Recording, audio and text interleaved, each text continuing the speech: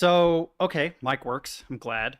Um, some weirdness. My professor. I'm not even going to answer your question, Mornier. Come on, bro. You know you owe me an F14 until you pay me back, dude. Until you pay me back, what's owed to me?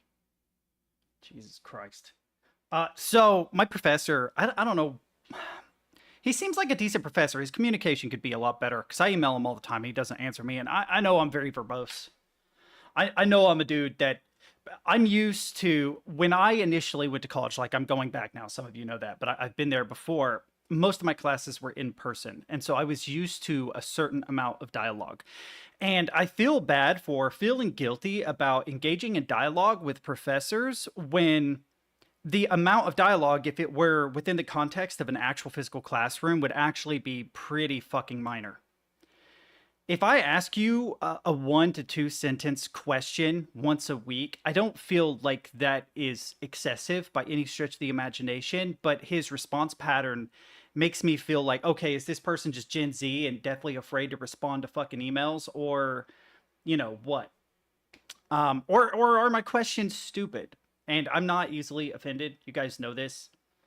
Um, so, like, just tell me, dude. Like, hey, that's a dumb fucking question. Okay, that's fair. Also, it's really funny. I just thought of that. First 30 seconds already cursing, but the actual point is that he waits until like Thursday morning to post assignments that are due the next Wednesday. Technically, they're due at 12 a.m. Wednesday, which is tonight. So from the time of talking, I have a little under 11 hours to complete these assignments. Now, there were other more complicated assignments. I already took care of them. One is a discussion on the usefulness of arrays, and the other is an exam, a quiz, technically shorter, right? So I'm not too stressed about it, but I'm a little bit annoyed because if you put it in my perspective, I had a plan for a stream Thursday, right? And presumably Friday as well.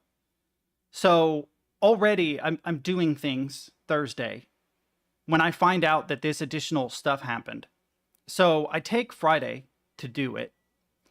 And that's because I have a 48-hour shift that starts Friday night, ends Sunday night, and then I have to do a doctor appointment on Monday. And so literally for 72 hours, I'm just totally bookended with real life responsibilities. So when you give me, 6 days, right? Presumably it's more like 5 because the way it was timed. He did it during work hours on Thursday, and then it's not all of Wednesday. So it's like part of Thursday, Friday, Saturday, Sunday, Monday, Tuesday.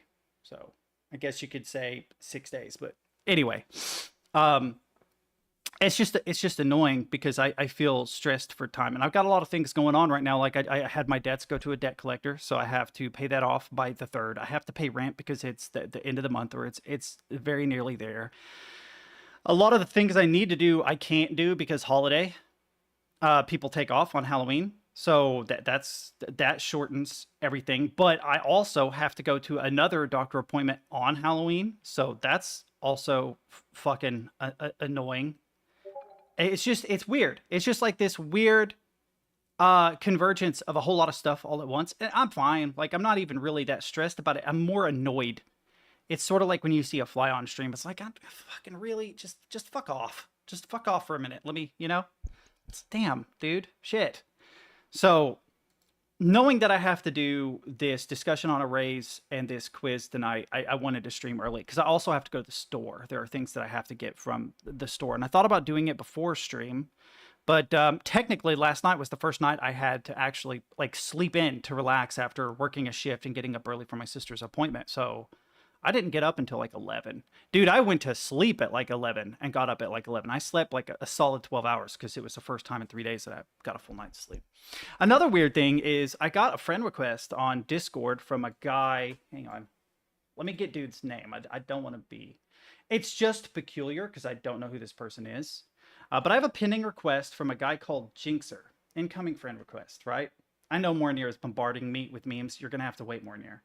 Let me get through my discussion. Dude, I hate that fucking notification sound. But this guy Jinxer, I'm like, who is this guy? I don't know who this is, right? And so they have in their thing a link, and I copy this link. I go to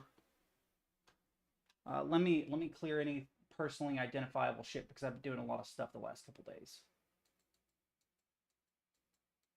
Hang on, hang on, hang on, hang on, hang on, hang on. Close, close. It'd be nice if you could close all to right, but in vertical. But that's never mind. This person. No, no, no, no, no. This person has 7K followers. I have no idea who they are. I have no idea who this person is. I know nothing about them, have never met them. As far as I know, I haven't. Maybe I've ran into them somewhere. Maybe we played the finals together or something. But I don't know who this person is, and I don't know why they sent me a friend request. I mean, his views are better than mine. You know, some of my best videos are between like 500 and 100, and his best, from what I can tell, are in the multiple hundreds. But um, yeah, I don't understand. I don't know who this person is. I haven't responded to the friend request, not because I'm against being friends with this person. I just happened to feel like garbage yesterday, and I'm like, I need to figure out who this person is before I decide whether I'm going to request or not. But if this is one of those weird situations where I end up getting like rated by 100 people, I'm kind of against that, right? I know that people are super stressed for growth, but whenever you get rated by a large group like that, I've only had it happen once or twice. The vast majority leave, very few stay, and retention is like less than 1%. So like imagine you get flooded with just 100, just to make the numbers easy. There is a chance that one of those people will not just follow you, but actually show back up to streams. I have too, but I think it might be related to my debt. Um, so I don't know. I'll probably respond to the request, but I don't know who they are. It says, I mean, in the about, it literally just says, I like to role play for fun, and then there's like a GTA. It looks like it's from GTA image, so I'm assuming they mean GTA on role play. Yeah, yeah, that's interesting because you get spam from other countries. I get them from other states, but it's the same exact thing. It's that like the distances equal, right? So I'll get a lot of spam calls from like Florida, Arizona, New Mexico, California, New York, and it's like, dude, those are hundreds of miles away. You know, multiple hundreds of kilometers away. Doing the math, like the quick math, when you get up into the larger distances, is kind of difficult. Um, Hang on, this might help me to figure it out. Let's do one. Yeah, that's what I thought. It's 1.6 times roughly. So, you know, if they're 100 miles away, 160 kilometers, 1,000 miles away, 1,600 kilometers. But it's just a little odd. I don't know who this person is. I'll investigate it a little more. It looks like they like to role play in GTA, but I don't really do that. I know it looks like a lot of fun. But we don't really have a lot of crossover in terms of like games and stuff. It looks like they play, let's see, VR chat, which looks like fun, to be fair. Grand Theft Auto, and lately they've been playing a lot of Black Ops 6, which I have no interest in. I saw a video that I think a dude cooked on, which is really interesting. He talked about how it's actually one of the biggest indicators of like change, or one of the biggest things that affects how franchises are received, and by that I mean video game franchises, is actually content creators. And it makes sense. I've heard of people like shitting on, you know, a game, and if they're really big, it causes a lot of problems. I've also seen the exact opposite, where someone shits all over a game, a whole bunch of people try it because they're like, what the hell are they talking about? Then they actually enjoy it. But specifically, this guy, I don't remember who he was. He was talking about how Call of Duty itself isn't necessarily worse. It's that there are so many content creators that it ruins the gameplay because it's a multiplayer game. You can still get joy out of like the campaigns if the campaigns are decent, which I would argue that campaigns for the most part are garbage lately. I don't know about Black Ops 6. So that is just objectively on the devs. But I actually kind of agree. It's not just people being sweaty, it's people looking for clips or content. Like a dude talked about how he went into zombies, and it was everybody on his team was trying to speed run an Easter egg. Not even like just do it normally. They were trying to speed run it, and so it destroyed his zombies experience. He was like, "Well, fuck, this is not what I got in here for," you know. Um, and I wonder if he's actually right about that. I haven't been in the multiplayer scene for a long time, but I have definitely gotten that vibe with a lot of multiplayer games. But I've also had good experiences with content creators. I ran around with a couple of content creators in the finals. And they were great. They were fun as shit. They were super cool. It actually really surprised me because even when I was getting fucked up, like if I was doing poorly, they were cool about it. And then, when they were fucking up and doing bad, I just, I was just cool too because I was like, well, fuck, everybody has off game. It's fair. A lot of fun. But I don't know. I don't know. The ultimate success meter, does Moist Critical like it? They seem to have cooked with the campaign from what I've heard. I heard that it's like on Xbox Game Pass. So if I were going to play the game, I'd Xbox Game Pass it, is what I would do. There was a game that I will check this out in a second after this. There is a game that I am interested in because of Forever Winter. It's called, hang on, it's a 2023 Witch something. Hang on. Witchfire. Has anybody in chat played Witchfire?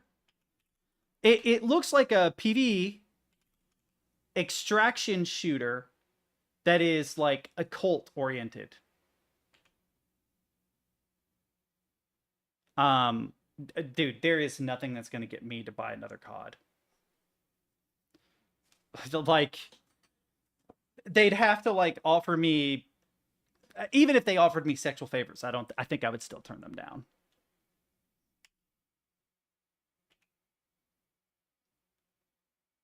Yeah, it is almost Hunt Showdown. Yeah, I watched. Yeah, Game Pass maybe. Yeah, so Witchfire does remind me of Hunt Showdown, but it's more PvE. The gameplay I saw was PvE.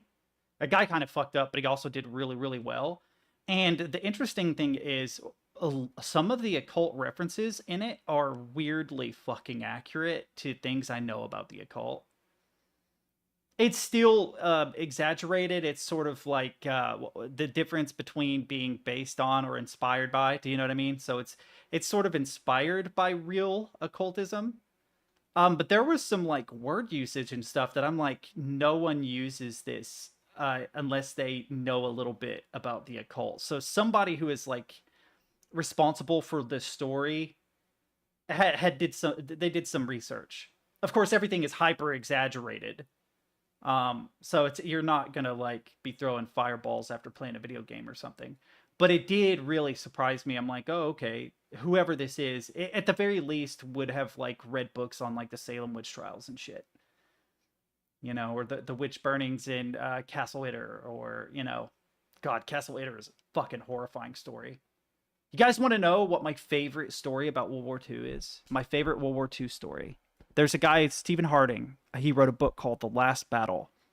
It's interesting because I wrote a short story when I was a kid that was based on this concept, and I didn't know that it was real, that it was a thing. I wrote this book, this short story when I was 14 years old called Castle in the Ice, about a guy who gets separated from his group. It's late into World War II. It's a cold fucking winter, and he encounters this castle in the mountainsides of Austria. And he's like surveying it because he's trying to decide how dangerous it would be to get there. But he knows that the Nazis like to use places like that as like base camp, and he needs to get access to a radio because otherwise he's fucked. He's just stranded by himself in the fucking mountains, right? The story on the surface is your cliche, almost espionage. Let's sneak into the castle and get to a radio for help, right? But really what happens is, upon scaling the wall, he gets shot, and he wakes up tied to a chair, and an officer is grilling him, torturing him, and they've dosed him hardcore on some hallucinogen. He's tripping balls, you know, and he's just like screaming his rank at the guy because he doesn't want to say anything. And it turns out that none of it is real. The castle is real, but nothing that happens after he gets shot is real. That he's actually like in God's little waiting room. And all the officers and things that he sees while he's tripping are actually real entities, and they are sort of gauging him to determine whether or not he is worthy of getting into heaven or not. It's really weird. Like, you read the whole story and then you go back and you start to realize, like, oh, these questions actually make a lot more sense in the context of these being angels and demons vying for your soul. And it's a tragedy too. He goes to hell. Ultimately, the conclusion that these entities come to is like, you know, you've killed for a purpose, but nevertheless, you're an unrepentant sinner. So snap of the finger, everything melts away, and he finds himself in a hellish landscape, but not like cliche fire and brimstone bullshit. It's different. It's colder in description. One of my favorite stories, but it turns out that there really was a castle in the Austrian Alps. I didn't know about this. And that there was a battle that took place there after the war was technically over. And it was a bunch of German soldiers that had broken away from the party alongside some like Austrians, some French, and some Americans. And they had to like defend this castle against some of the last forces of the Nazi regime. This is technically after World War II. But if you look into the history of Castle Itter, they used to burn a ridiculous number of witches there. And one of the things, this is weird, that was in my story was the cliche line, you know, abandon all hope, ye who enter here. What was carved in the rocks by this castle. Fucking Castle Itter has this as a warning to the witches that go there to be burned for witchcraft. So it was like this weird synchronicity thing with this story. And I have tried multiple times to go back and rewrite that story because my teacher never gave it back to me. He never gave it back. I asked for it back. He never gave it back. That story is lost to the annals of time. The best story I ever wrote, too, by far. Like, there are definitely some faults with it, but it's interesting that 14-year-old me, the best story I ever wrote was when I was 14 years old. I don't know what fucking came over me when I wrote that thing. But it's like the pacing was super solid. The structure was really interesting. There was a good twist. Well, I've looked for it online, and as far as I can tell, unless it's like sitting on someone's desk somewhere, no one has duplicated it. The closest is Stephen Harding, but Stephen Harding was recounting actual history, so I can't fault him for that, you know. But no, Witchfire looks like a lot of fun. It actually looks like a lot of fun. I'm probably gonna wait for it to go on sale. But no, this game looks like a fucking blast, boys. It looks like a blast. After playing Forever Winter, this looks like something I would really enjoy. It also vaguely reminds me of Darker. Only, I guess there's less multiplayer, it's more single player. Or maybe exclusively, I don't know.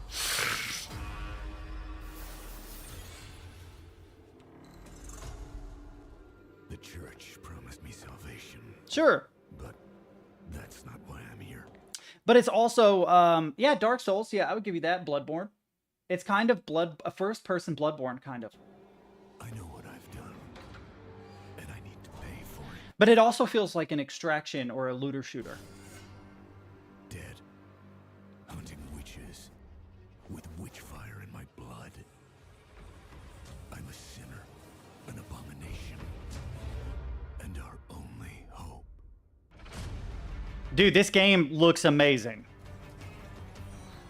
I watched the actual playthrough of it. It actually looks like an absolute blast for a looter shooter. Am I going to really actually realistically compare it to Bloodborne? No, the games are too different.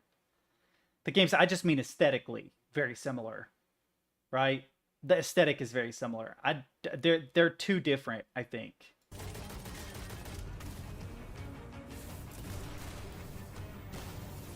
Man, of course they get someone who is mediocre at playing it to do the video. If you actually watch someone who's good at this game, it is wild. Dude, if you watch someone who's actually good at this game, it is wild to watch them play. There's a lot of like movement abilities and stuff that you can get into. I watched a dude absolutely fucking rampage this game this morning. It was recommended to me on YouTube, and I ended up watching the whole thing. The whole Extraction.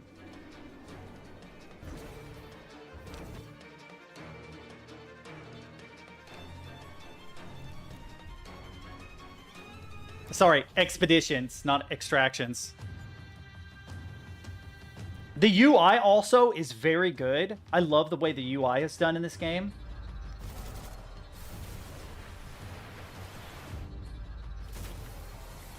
There's like this chain lightning like ability where like you can chain damage based on who's on fire, and then there's like a totem you can cast that ignites all enemies within a certain radius. And so you can like ignite all enemies in a certain radius and then attack one enemy, and it will chain lightning to the other enemies doing damage, and you can wipe out whole mobs that way. It reminded me weirdly of Path of Exile, but in first person, the way the abilities worked. I'm like, damn, this looks like a fucking Path of Exile ability.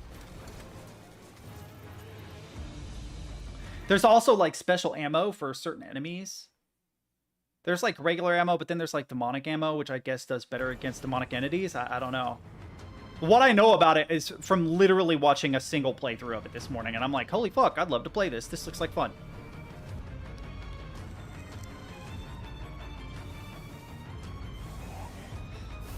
Yeah, the artwork is so good. Also, they do something with verticality. You hear me bitch about this all the time. Games like verticality a lot of the time. They do something with verticality that Forever Winter has done, but that you can't play yet. As far as I know, there's a level or an extract location called Stairway, I think, which is that there is verticality, but you can't access a lot of the verticality. It just sort of things towering over you, right? Which is still cool. It really makes it feel immersive. But I watched a guy do one of his expeditions, and it's like you have this thing towering over you, but you also get to explore it. So you get to experience the verticality both from outside and within, which is super cool. It's just really good level design. I was really impressed with the UI. I was impressed with the level design. I was impressed with the weapons. I just was really, really surprised. Captain, I will get to you in a second. I want to watch this. I want to see this Liminal Core because it's on sale right now. I can probably afford this, but boys, I am broke right now. I am so fucked. My money went, my debt went to a debt collector, and I'm afraid that they're gonna raid my coffers trying to get that cash back, and it's probably gonna clean me out. I need to make sure that all my bills are paid, so that if they do decide to do that and they wipe me completely clean, the most that'll happen is I'll lose like Photoshop Creative Suite. Have you guys not been paying attention when I messaged all this on Discord? It's funny because I mentioned it, and then people started bombarding me with game recommendations, and I'm like, boys, I can't. It sucks. I was looking at games on sale, and I'm like, fuck, I can't get any of this. I know you did. I told you specifically, Mornier. But, dude, it's not good. It's so bad. Oh, it's meant for the meme. Hang on. Oh, I gotta check my Steam. I'm guessing that you gifted this to me. I don't know that. I'm just guessing. I also need to go get my coffee, and I'm hungry. Oh, that's another thing. I need to make sure I get my groceries. That's why I need to go to the store today. I need to make sure that I have food and stuff. You know what? I'll accept dude's request. Why not? We'll see what happens with that. Maybe he messaged me. Maybe he's dude that, hopefully he's not that Campbell guy. I don't think he is. That'd be funny, though. I received a gift from Apterist. What do I got? You are a fucking boss, Apterist. Thank you, dude. You know what? I might play this today because Alien Isolation is going to be really disjointed this week, where I have Undertale tomorrow, and then I have a doctor appointment Thursday. I won't be able to stream again until Friday, and I got to do homework. So there is a chance that we might have to put... Oh, man, that sucks, too. Might have to put off Alien Isolation till next week. I hate that.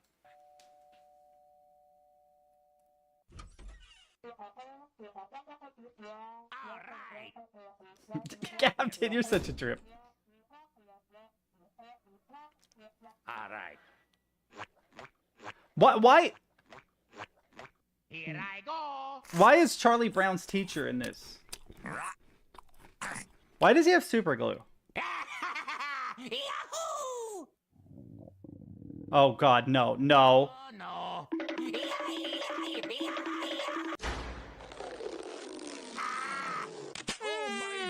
Oh no, dude, Captain, man, what the fuck?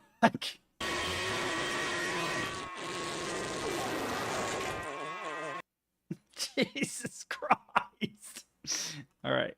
A copper on an iron belt? How queer. I've never seen such a thing. I must inquire as to this wait. I can't read. I must inquire about this further with my fellow engineer. Dude, I just dyslexic there. I read this as, I must inquire about this with my fellow engineer further, which is not wrong, but I guess we make some belts now. What is this from? Sabotage your competitors by sending this to engineers. You've received a gift. Game factor. Mama was a technical. Dude, I fucking love possums.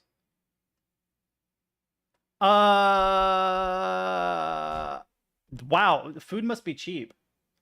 Food must be really cheap where you live. Dude, if you saw how much I spent on food, you would not say that about my situation. I definitely spend less on games than I do on food. I definitely do. The cost of groceries is so high. I don't even get that much. Name a game you're proud to have 100% completed. Hey, Yubi, why don't you name a game you've... I'm saving that.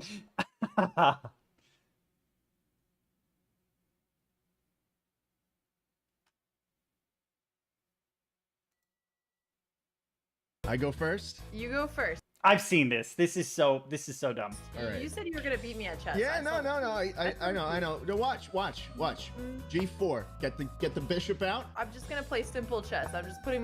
So, yeah, this trick is super easy to counter. I can't remember what this trick is called, but it's like the shortest mate that you can get in the game. And you can basically just bait and switch them if they try to pull it on you. So if you pretend like you don't know chess and they try to pull this on you, you can my basically pawn do in what the she center did. of the board. Nothing to Okay. see you. I move my... She's not gonna see this fucking coming. Oh, I don't even... Yeah, he's not even trying to do the trick. She's not gonna see this fucking coming.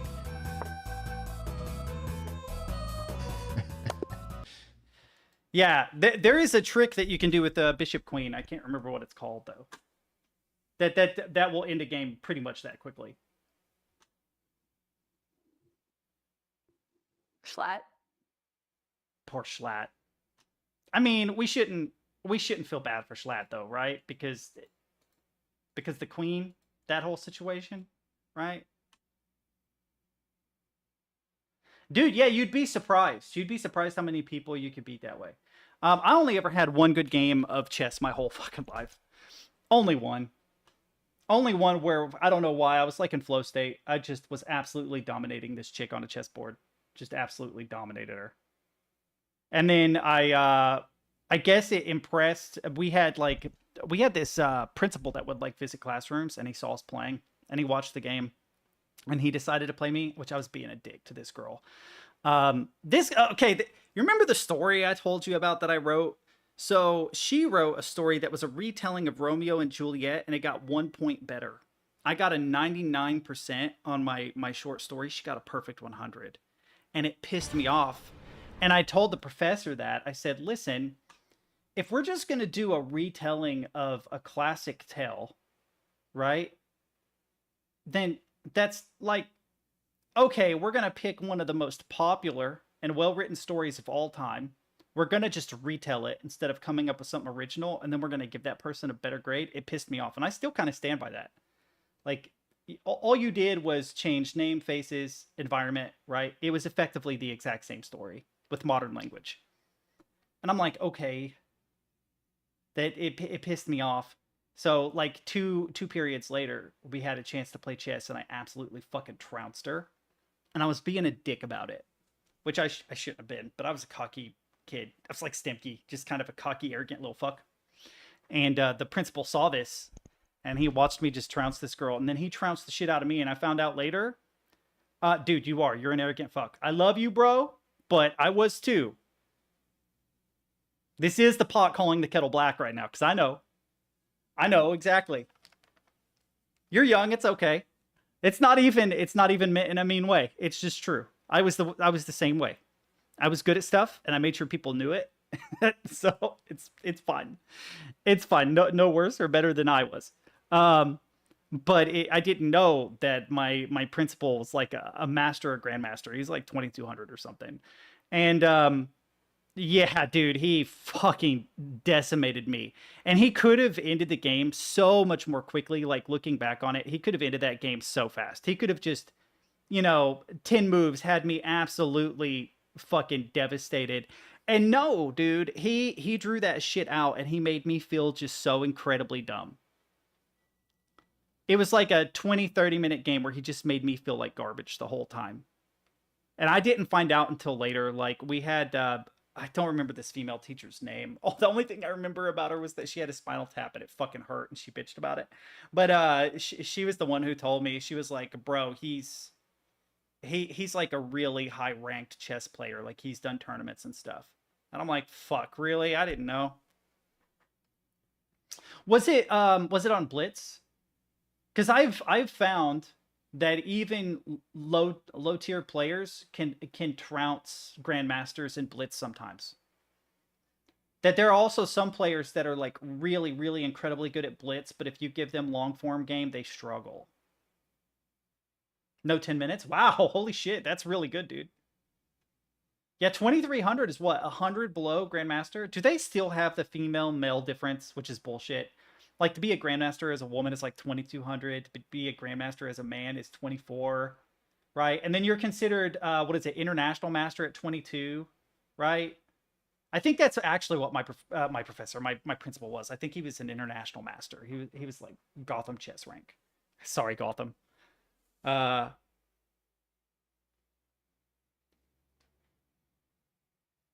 no, that was a valuable lesson. So here's the thing. I feel like people are too sensitive today. I really do. And I get that trouncing a 14-year-old on paper sounds like a dick move. Like, oh, dude. Oh, well, Levy has really, really struggled with reaching Grandmaster. He's an international master. He has struggled with it a long time. He's quit numerous times. So that sorry was actually a genuine sorry because I know bro works really fucking hard at it. And it is a difficult thing to achieve. But that's a segue. I had a lot of professors and a principal when I was in Dallas. There were things I definitely didn't like about them. But they taught me more important life lessons outside of the curriculum than I ever learned within the curriculum. I'm just going to be honest. I was being an arrogant little shit. I trounced this girl so hard I made her feel fucking terrible because I was pissed about her literally getting a single point better than me on a short story. Right? And then he basically taught me there is always someone better. Always. Period. And literally, it spawned that thought in my brain, and I thought about it later. I started to realize that, like, when you get into the really high echelons of anything, like, whether you're talking, like, fucking MMA or chess or whatever, every now and then there's someone stand out, like Magnus Carlsen, right? But often what happens is you end up with, like, this weird ring of people where they're all the absolute best at their craft, and each one has one in that circle that they could beat every single time, but there's someone else in that circle that could beat them, and that person would be beat by the person you can beat. So I know this sounds like I'm just gobbledygooking. I'll bring up paint and show you what I mean. Like, let's say we got three people. Boom, boom, boom. Rock, paper, scissors, right? These guys are like the top three guys that, I don't know, fucking Apex, right? They're the top three ever at Apex, right? This guy always beats this guy. This guy always beats this guy, but this guy always beats this guy. And so you end up in this weird, like, triangle where there's always at least one person better than you and one person weaker than you. But interestingly, the person who's weaker than you is better than the person that's better than you. So who is really better in this scenario? Who? No one, right? And he taught me a really valuable lesson, about how to be fucking humble, right? Not even to, like, humble brag or be a dick. He basically is like, listen, stop being a dick. And he's right. Because he did it, like, he trounced me, but he wasn't an ass about it at all. He was very calm and composed, never said an unkind word, not one time. Was very, very cool about it. He just coolly, calmly stomped me. And I'm like, fuck. And so he, in a weird way, was this role model where it's like, instead of humble bragging or whatever, just do it. Show people. Because the higher you talk about yourself, the lesser people think about you. It's like every person who thinks they're cool and tells everybody that they're cool is obviously not fucking cool, right? So he taught me he taught me a bunch of valuable lessons completely and totally outside of the game of chess or any kind of curriculum or anything like that. And I could have chosen to be like all offended and cry about it and blah, blah, blah. And I would have never learned the fucking lesson. It was one of the most important lessons I ever learned in my entire life. And it was won over a game of chess with a guy that was way fucking better than I have ever been at chess, to be fair. Right? It's the same as I had this, you could call him racist. I had a Dr. Henry. This black gentleman taught science. Bro had like a genius level IQ. Insanely smart. One of the smartest human beings I've ever encountered in my entire life. I think he died of heart disease, which sucks. I could kind of tell though. Bro loved Cajun food. He was just literally probably the smartest human being I've ever actually had physical contact with. And there were 3 white kids in the class. I was one of the 3. And he disproportionately punished us for stuff all the time. All the time. We always had to stay over for detention. It got to be such a pattern that even my dad was like, this is a thing. This should not happen consistently. And I remember him like talking to us about it at the end of the year. And he was like, listen, a lot of your peers are going to have to deal with this for the rest of their life. This is the experience that they have to experience every single day. He's like, you know, I was a dick, sure, but I was also trying to teach you guys empathy. The next time you see someone of color who is in this situation, remember what it felt like. And it's a fucked up way to go about it. It was an incredibly fucked up way to go about it. You know, punishing your students with reverse racism to teach them about racism is a really fucked up way to go about it. But it worked. It fucking worked.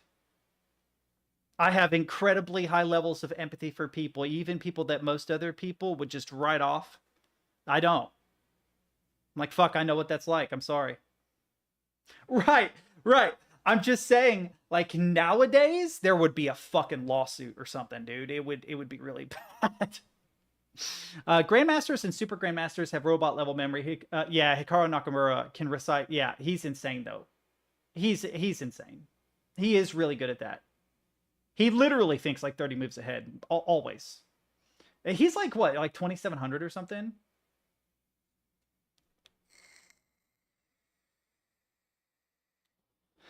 Okay, so I don't think it was an entire year because that's not the way classes worked there. You had semesters there, so it was a semester.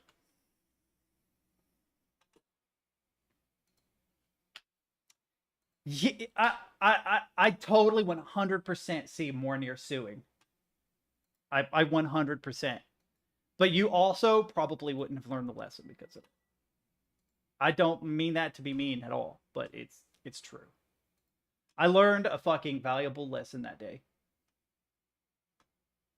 And I don't know that I would have learned it any other way. Oh god, I thought it was 50 gigs for a minute. Man, my computer is full. To be fair, I understand where both sides of that story are coming from, but yeah, I do think it was a fucked up way to go about it, but I learned a lesson. And I also recognize the double standard. Like if a white professor had done that with 3 black students, it would have been really bad. The lesson was to, yes, basically to have empathy for the people of color that experience a disproportionate amount of racism every single day. And at the time, also, I would argue that there was considerably more racism than there is today. I know a lot of people would argue with me on that. But you have to understand that this was the South, right?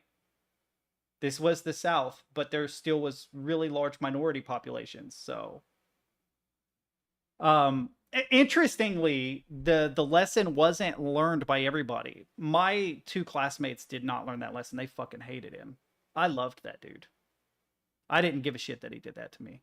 I didn't care. I was really sad. I looked him up years later and found out he died of heart disease. And dude, I was so bummed.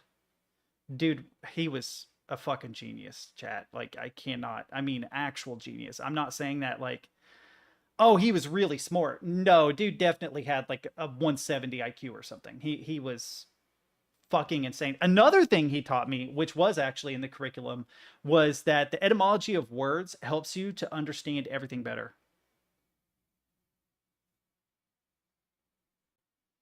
Sure, we can have a lot of arguments about objectively whether it was good or not. But I can't argue objectively. I can only tell you anecdotally what my experience was and what I learned from it. Do you see what I'm saying? I don't want to touch on like the broader political topic of, you know, racism in the United States. I'm a fucking white dude. I'm a straight white guy in my 30s. I'm probably the last person who should talk on this. Just gonna be real. Are you really gonna defer to the fucking 30-year-old loner? You know what I mean about this? I'm a streamer, boys. I can tell you anecdotally what I learned. I can tell you anecdotally what I learned. I learned from that experience. Now, here's the thing. You're also kind of right, because I already had really high capacity for empathy. I don't know why. It comes from my mom's side. We're all the same way. Really, really, really high capacity for empathy. We're all very, very capable of putting ourselves in other people's shoes. Ironically, we also all read a lot of fiction, so that might be it too. I know that sounds weird, but I think more people need to read fiction because it teaches you empathy. If you live for 300 pages in someone else's shoes and you deal with all the shit that they have to fucking deal with, it really puts into perspective a lot of stuff when you go out in the real world. Even if it's like wild ass fantasy, it doesn't matter. It really does. It frames people differently. You have you're very aware that everybody has their own story, that they're their own protagonist in their own fucking novel with their own experiences, their own troubles and shit. And it can actually be problematic too, having too much empathy, because it means that you're manipulatable. It's very easy to gaslight someone who gives a shit. You know what I mean? It's a problem. I've learned to say no as I've gotten older, but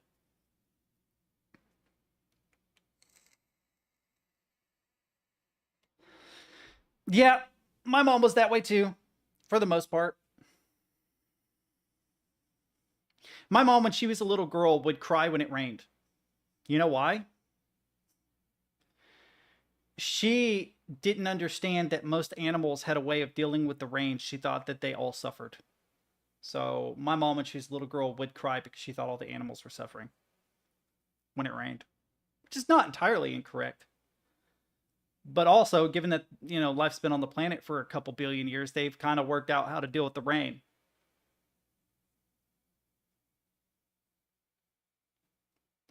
But yeah. Yeah, sure.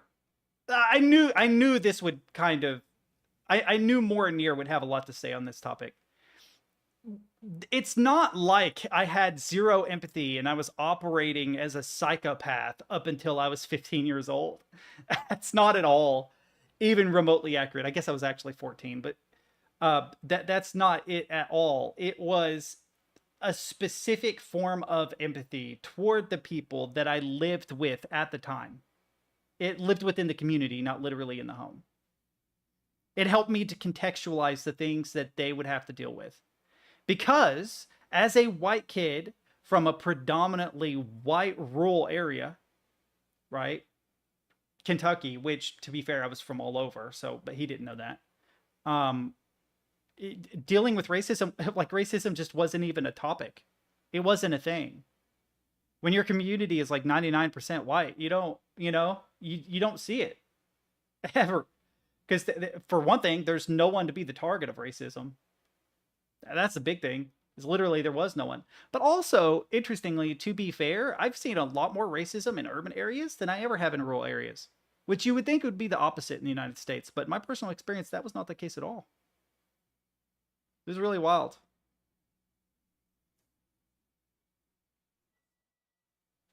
I don't know why that is. I wonder why that is. But again, let's not get into like the socioeconomic underpinnings of racism in the US.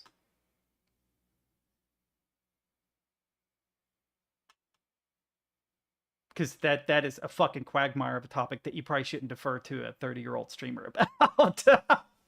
I'm gonna go get my coffee, and then I think we'll play some Liminal Core. I'll check it out. You said it was like a backrooms like game. Ooh.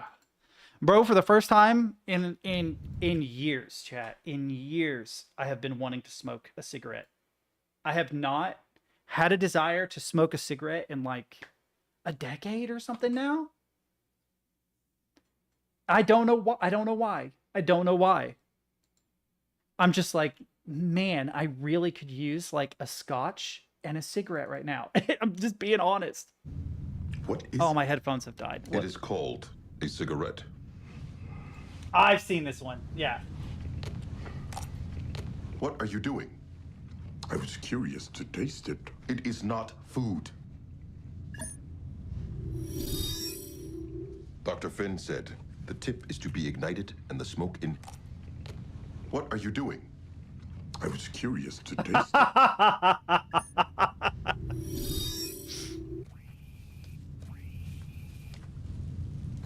Cut to him eating it. The sensation is wonderful. I have never experienced such a. What? I was curious to taste it. This is so dumb. This is so dumb. All right, hang on. I got to catch up. Stem key. Can also trade and take and a Dude, Hikaru's takes, just not. Takes Queen E2, Queen H4, G3, Knight G3, check C6. This is like, I get that this is a meme, but no, this is how Hikaru's mind works when he's looking Queen at chess. B7, It Knight is H1, king nuts. there.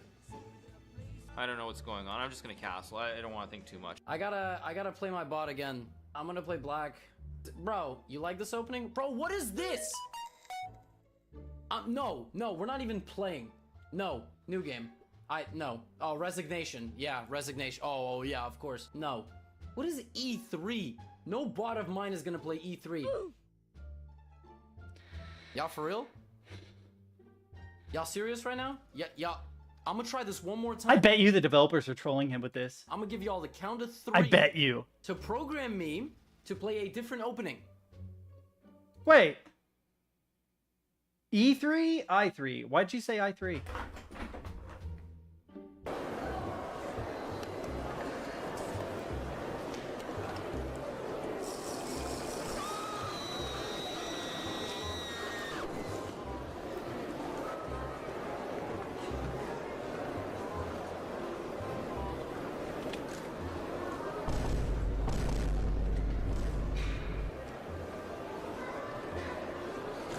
To be fair, this tactic works though.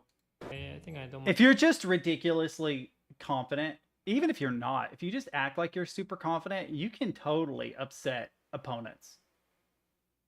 That I know that Dr. Disrespect has his problems, but that's how he kind of got popular, was just this idea that he just, I don't know, was openly narcissistic and it dissuaded his opponents in a lot of games. Mind to trade these bishops. He's a strong bishop. Do you guys want me to sack my queen for content? From what I've heard though, he is garbage being. He's a garbage man. Or He's not? a What do you guys garbage want me man. to do? No? I don't want to get That's- into that that's either though, because I don't know enough Maybe it's about an it. illusion, but it feels like I'm. Oh. What? Oh, but he... Anish didn't think I would take with the knight. He blundered. What was that? He was stream sniping or what? Okay, it's still not clear, but Anish would be like, WTF, he took with the knight. Because Anish was sure I would play bishop d5. What the hell was that? Did he know that I pre-moved or what? No, but this is just ridiculous, man. This is some dirty tricks. I'm sure he's like, WTF, like, he took with the knight, and now everyone's gonna tell him that, like, my chat said sack your queen. Dirty tricks there, Hikaru. What the hell was that, man? It's ridiculous. 7 points ahead, playing Mr. Dropstone. You're really playing the Karagan? No! Dude, I can't watch this whole thing, but damn. What is this? What is this? Guys, we need to find a way to get back to the zoo in New York City. Skipper and the Penguin subplot. Oh, God, yeah. I still haven't seen this movie, but I know exactly what you mean. I've seen all the memes. I've probably watched like 2/3 of that fucking movie just because of memes. I'm gonna be real. Here, let's get this launched. I have to get off. There we go. I have to get off by like 5, so it's probably... Dude, this game is breaking OBS.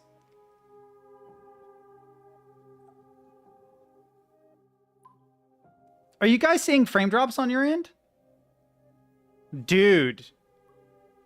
It is not handling this well at all. Oh, okay. It's only... Now we're... What? Oh, no, I still have some lag. The preview window isn't so bad, but my audio mixer is weird. It's Unreal, man. I'm telling you, it's fucking Unreal. Unreal does this. I don't know why. See, I'm trying to edit the stream info, and now we're getting lag again. Can I please? Wait, maybe if I Alt-Tab out. I actually have to quit this really quick in order to put in the damn game title. Liminal Core. Done. Okay. Yeah, Unreal. I looked this up.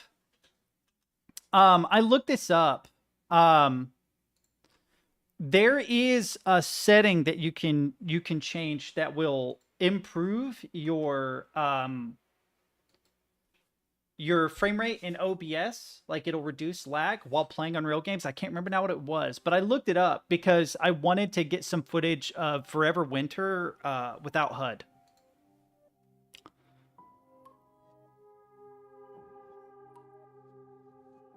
Microphone feedback, what?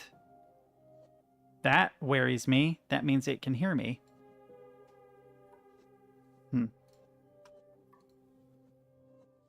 Should I? Why? Oh, yeah, I'm streaming, right? That actually makes sense. That's kind of a bummer, though, because it's like, well, I don't get the full experience of the game because... All right.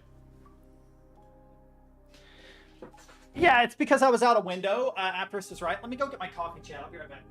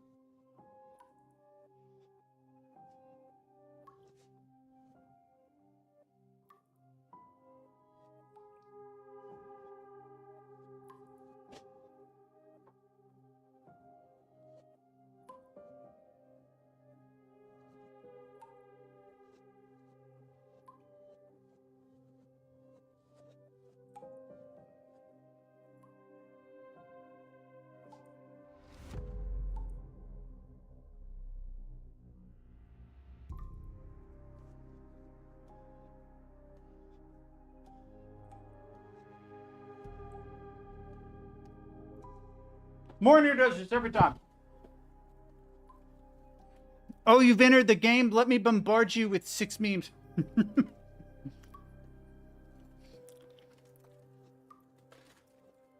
We're gonna watch the 2 frame per minute memes.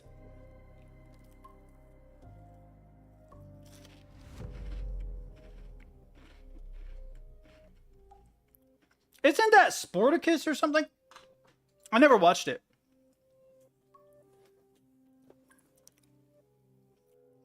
God, man, getting out of the game, it really does.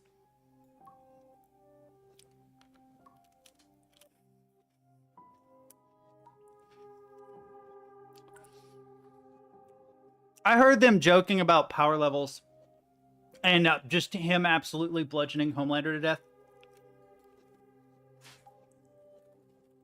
You know, indie developers, it's not this game, it's Unreal. It does this for every Unreal game.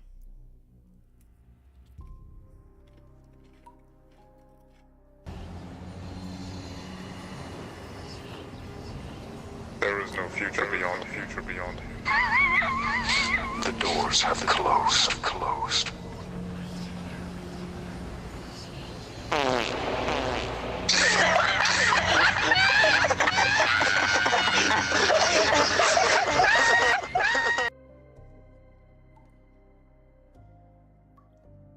Okay.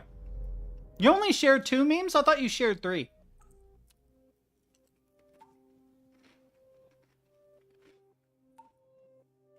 If you did, I can't watch it right now. We'll have to watch it later. It's too difficult to scroll through my chat because of the game. But no, Unreal does this to... And, like, if you're not a regular here, which I'm pretty sure you all are, I've got a 3090. This shouldn't be an issue.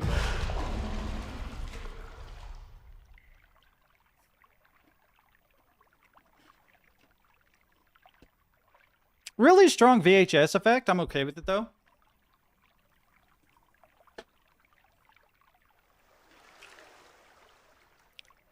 Holy shit, realistic water simulation? Oh, I'm a fan of that. Dang, that's actually good.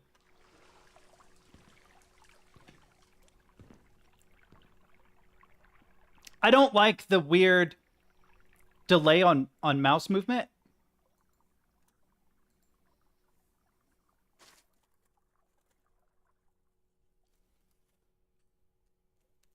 Hmm.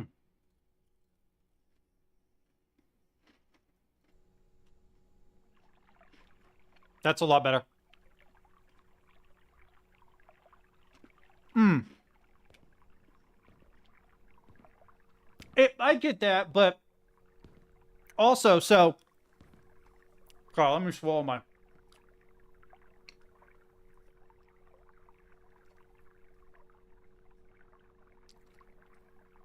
So, you're actually right. Unreal gets priority over OBS always. Now, OBS should be using the video encoder built into my graphics card to process video, but for some reason, when I'm running an Unreal game, I still get way reduced frame rate.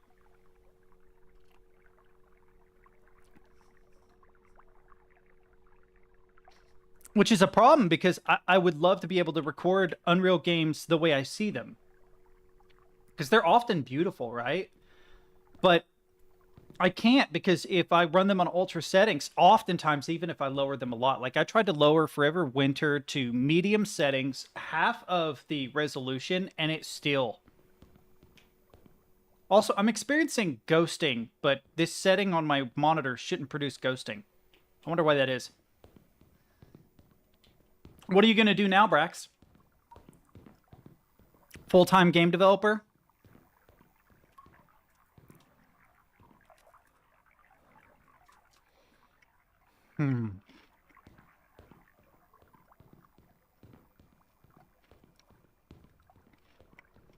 I wish there was a,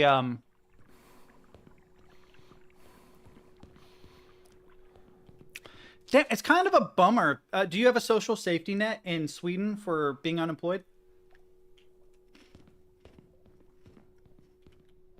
Or do you have savings?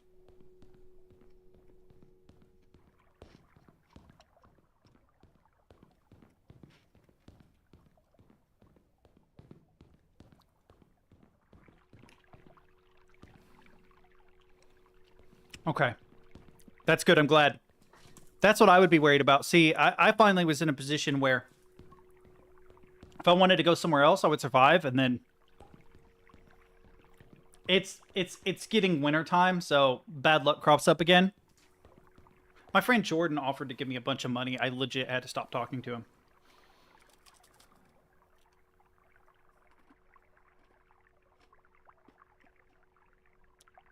More here.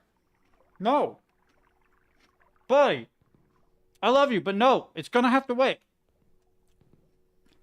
I'll have a segment after playing the game of about a half hour where I can watch all the memes. Alfred, don't be a dick. What do you got going on?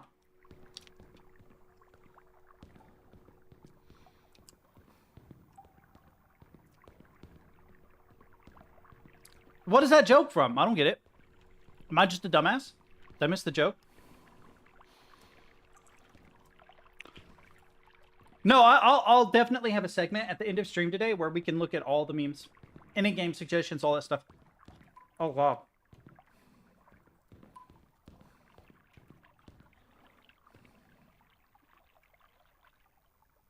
Oh!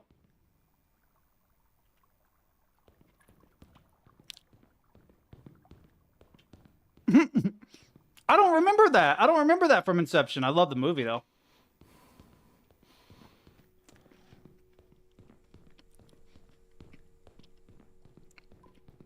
But yeah, I promise to give you guys plenty of time.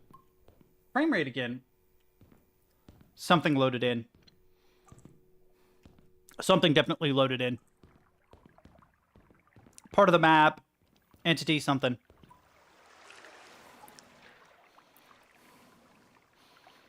By the way, I'm not paying attention at all to where I'm going. What my goal is. None of that.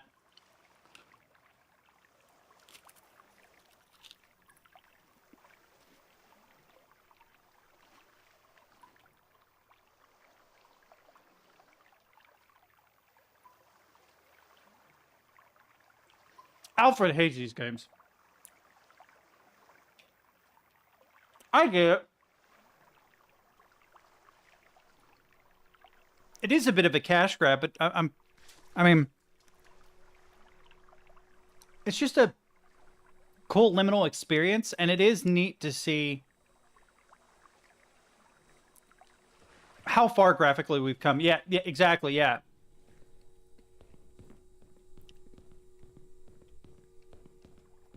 It is more of God, what is a good way to think about these? They are more like a simulator than a game. Oh, can I? Oh, I press... Oh, pressing E works. Let's go. I wasn't sure that would work.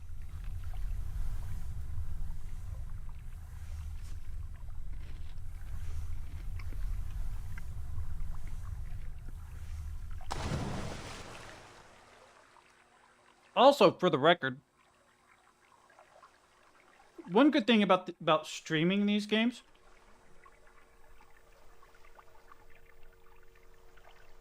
there's a lot of breathing room to talk. Because you guys like to have conversations.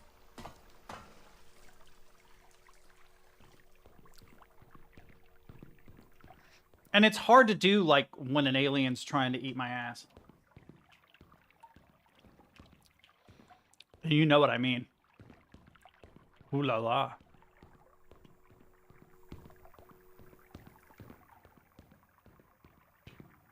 I don't like that they barriered me so I can't. Wait, what? Oh, it's a stairwell. I thought there was someone standing in the window. They should have done that. That would have been creepy.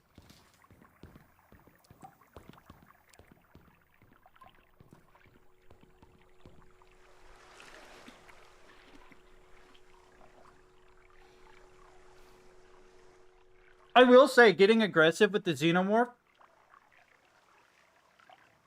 works so much better, but I'm afraid it's gonna learn. I'm afraid it's already learning. Yeah, I'm in the water. What do you mean there's definitely something in the water? That's creepy. Why would you say that, game?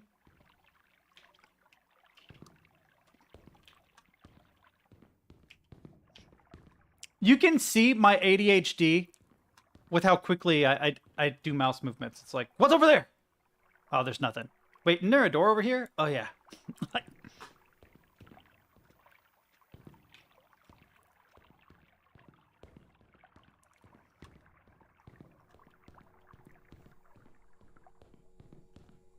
Is there really a game just called Walking Simulator that's a walking simulator?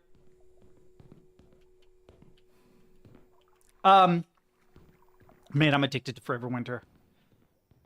I really hope Happy Dog starts making, like, improvements and changes. It does feel like, I don't know if there was an update, but it feels like the, enemies...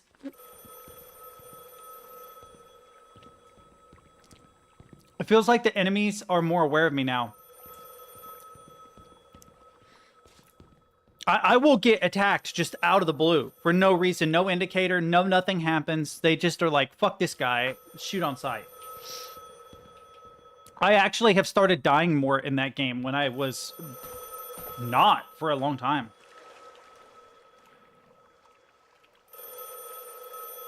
Okay, there it is. It was kind of hidden.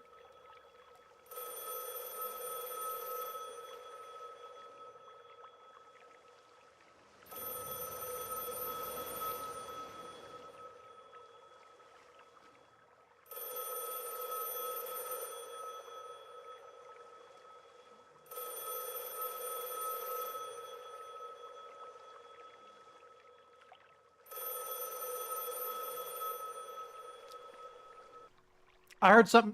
Really? I heard something in the water, by the way.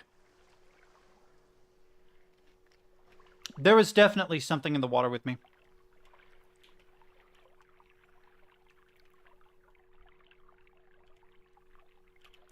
This is the same house. They've just reused this asset. What's up, buddy? Oh, you're screaming too. Sad. Sorry. Are these mannequins gonna, like, move suddenly? No.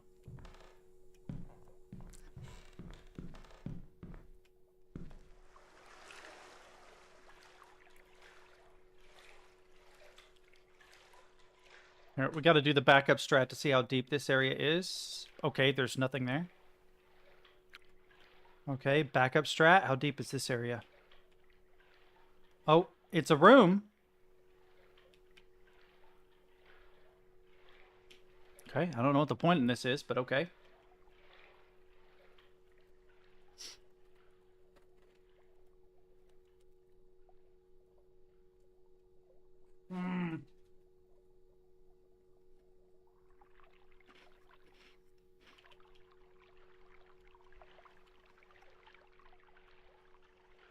I wish I could jump.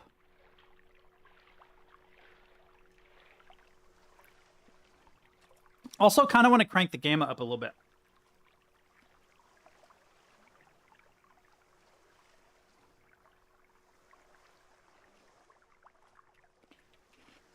There's no point to being out here.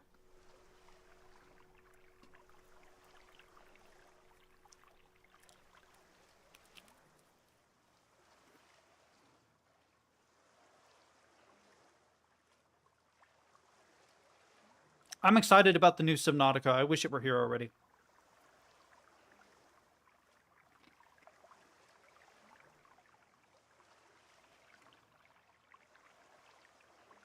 Oh, yep, someone did, yeah. I think I have both Space Station and Barotrauma, I'm pretty sure.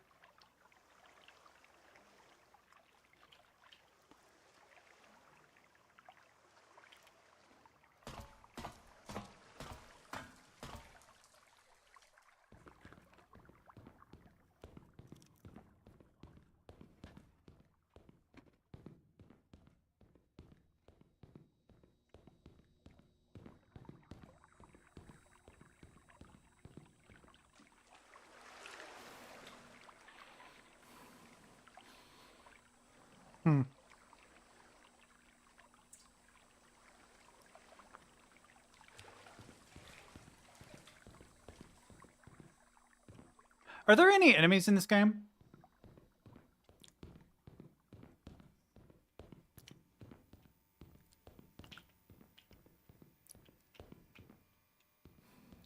I cannot complain about gameplay. I haven't had any games that I couldn't play on Ultra except one, which is Cyberpunk.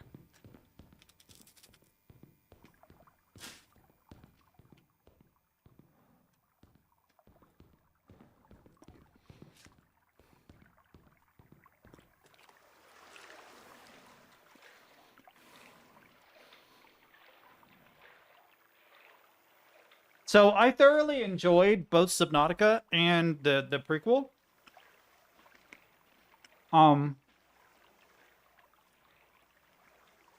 Given that it's a single player experience, I'm not too worried about the bug fixes, but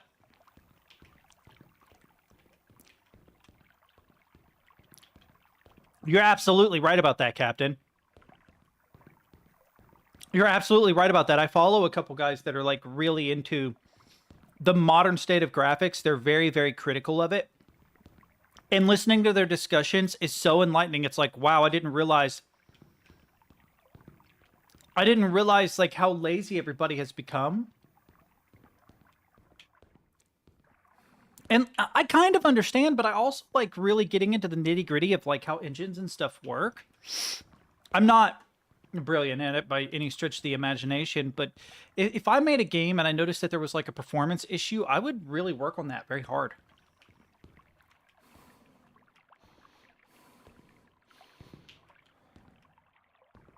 You can't be mad at them about a mod breaking, though.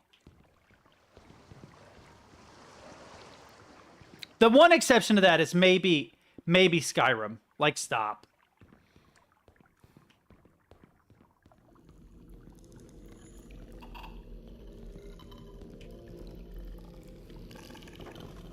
Uh-oh. I have no orientation, so I don't know what I'm looking at. Oh, water.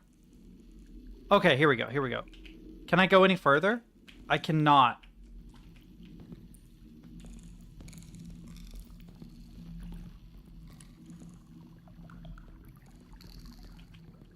Yeah, you're right. You're right. As soon as I said it, I thought about Skyrim doing like this random useless update 11 years later that breaks all of the mods, and it's like, why?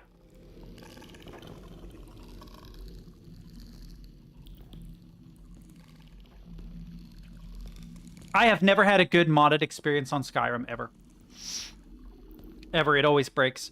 So I'm gonna have to get like an older version of Skyrim and mod it to Oblivion. Haha, that's a good pun. Can I get in dude's mouth? Hang on. Uh-oh. Uh-oh! Whoops. Whoops. I cannot. But yeah, I would love to do like a whole bunch of visual mods and absolutely just pimp the shit out of Skyrim and play it that way, but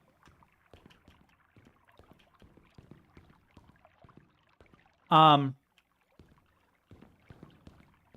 is one of those games that like I never finish, but I always love.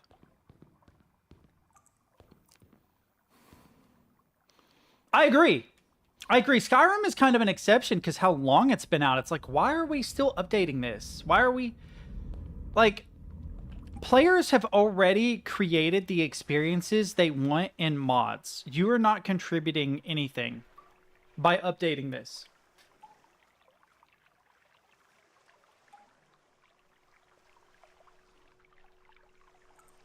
I love the slow head bob, by the way. It's actually accurate.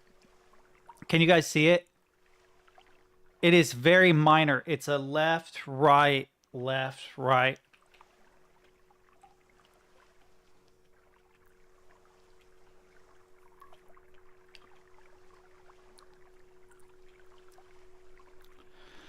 So I kind of disagree. I understand where you're coming from. So, there are a lot of interesting areas that people miss that do actually look quite unique. B, there are some DLC, some like built-in stuff that give you access to areas that are technically outside of Skyrim, which adds a little bit of flavor. C, the stories are really, really interesting. If you're a fan of narrative, you can go really deep into Skyrim just based on narrative alone, right? But I will say that, like, if we're talking like a cursory, like a surface level examination of Skyrim, I completely understand where you're coming from. Like a surface level, it does feel very repetitive. Oh, this is a different place. What?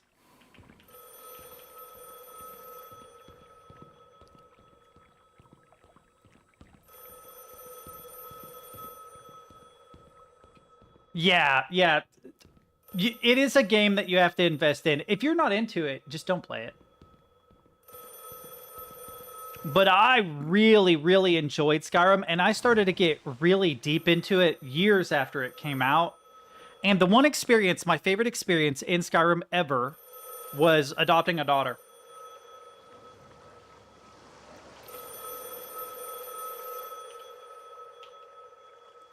I know that's weird, but like one of the best experiences I've ever had in a video game ever was adopting a kid, a street kid. Like you'll come into town and they'll be wandering around and it'll be nightfall and you have to like scold them like, go home, what are you doing? It's getting late. It's a unique experience I've only ever had in Skyrim. Or like they'll randomly bring you gifts. And suddenly a lot of the items that you find out in the world make sense. Like you'll find a doll. or you'll find candy or something, or you'll find a dress, and suddenly you're like, oh, these are almost useless. Most of the time, they're not worth anything. They're hard to sell often because they're stolen, right?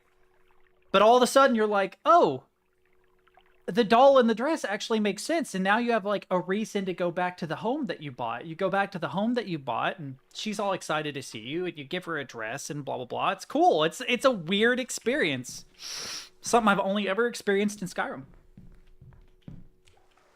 And then suddenly it also weirdly lends credence to the plot, because you're like, man, this little girl, it could be a boy too, but in my case it was a girl. This little girl lives in an incredibly fucking dangerous place.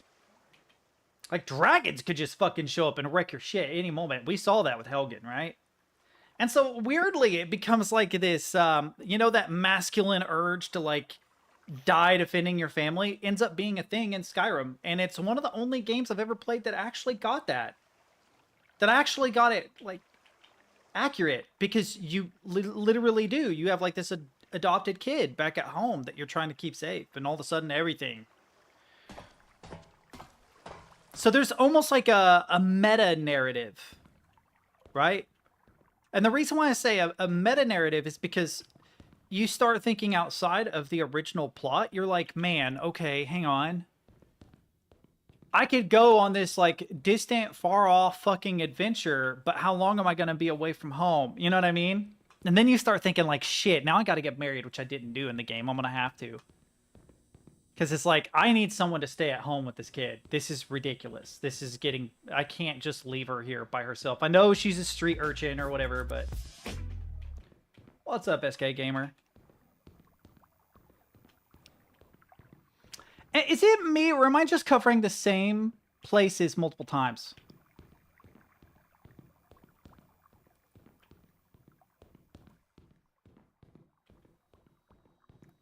That's funny. The problem... The problem that I have... Well, this is the way I came, right? So it makes sense to go this way. The problem that I have with Skyrim is it's too easy to cheese things. I don't know yet. It's too easy to cheese Skyrim. I can, like, in, like, the first 3 hours of the game be so powerful I'm one-shotting dragons out of the sky with the arrow. Oh, you're good, Nats. I understand. So I thought about, like, the next time I go back through, I need to set rules for myself that limit how I can play. If I actually want to get through all the way... Because I almost never finish a Skyrim playthrough. I don't think I ever have. I need rules that prevent me from being a god.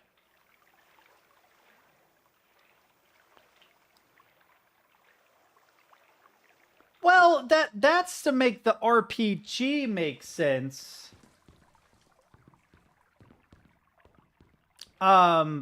Because of power scaling. I mean, we're not talking about, like, a realistic medieval tactical shooter, right? Like, are we really expecting that? From a game from 2011? You know what I mean? I understand where you're coming from, but, yeah. It's like, okay, if you could just one headshot everything in the game, it would ruin the game. Trust me, I know, because I've power scaled characters so hard that 1,000,000% I can one-shot everything in the game within the first 2-3 hours. I don't... Oh, God. Hot take again. I don't like the Fallout games. I like the world.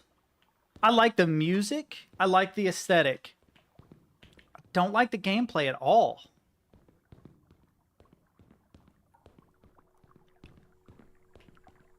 This is literally the way I went last... I don't know where else to go. I don't like the gameplay of the Fallout games. I don't like the VAT system at all. And the plot and stuff isn't good enough to really carry me. It's not like, man, this plot is so amazing. I'm so deeply embedded in what's going on that I can, you know, get over the kind of jank gameplay. Where Skyrim, I really was so... I'm sure... but again, like, and I like post-apocalyptic stories. I am obsessed with Forever Winter. I won't shut up about it because I enjoy the shit out of it, right? Great post-apocalyptic story. Amazing aesthetic. The lore and everything is fantastic. It's basically Fallout but less silly. I shouldn't say it's basic. It's literally nothing like Fallout. No real RPG elements other than prestiging. It's a third person to first person. No VAT system. Music's totally different. But you get what I'm saying. The setting is similar. Dude, I don't know where to go. I've gone through all these paths. I just don't enjoy it at all. It's interesting. It's like as much as you don't enjoy... Because how many times have I, like... had a gun, for instance, that is immediately right in front of the face of the enemy that's running at me in Fallout, and I enter the VAT system, and it says that I have like a 1% chance of shooting them in the head, even though if you were to look, it's like literally like pointed right at them. And then, you know, you shoot them, and even if you do get the headshot, nothing happens. Like, Fallout has all the same broken jank that Skyrim does, but I think the setting is less interesting to me. And the stories are less interesting. I don't know. Can you adopt a kid in Fallout? Is that a thing you can do? Can you get married in Fallout? I know that there are there are some good stories in the Fallout games. I just couldn't get past the gameplay to get to them, which is kind of a bummer. I hate that too. But like, I had Fallout 3. I spent maybe 10 hours in that game. Yeah, you can adopt, you can marry, you can buy homes, you can build homes.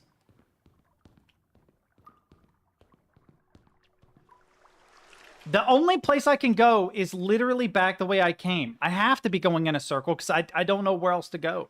It appears that all paths converge on the ringing phone. Is there a way to get to the ringing phone before it stops ringing? Is it just triggered by my getting close to it? Do I have to go through this water, or can I just backpedal? Should I go behind the like, I don't know where to go. I'm sure there is like somewhere I should be going, but I ignore well, dude, there's only 2 paths in there, I think. Is that stairs right there? I may not need them. Yeah, it's stairs. That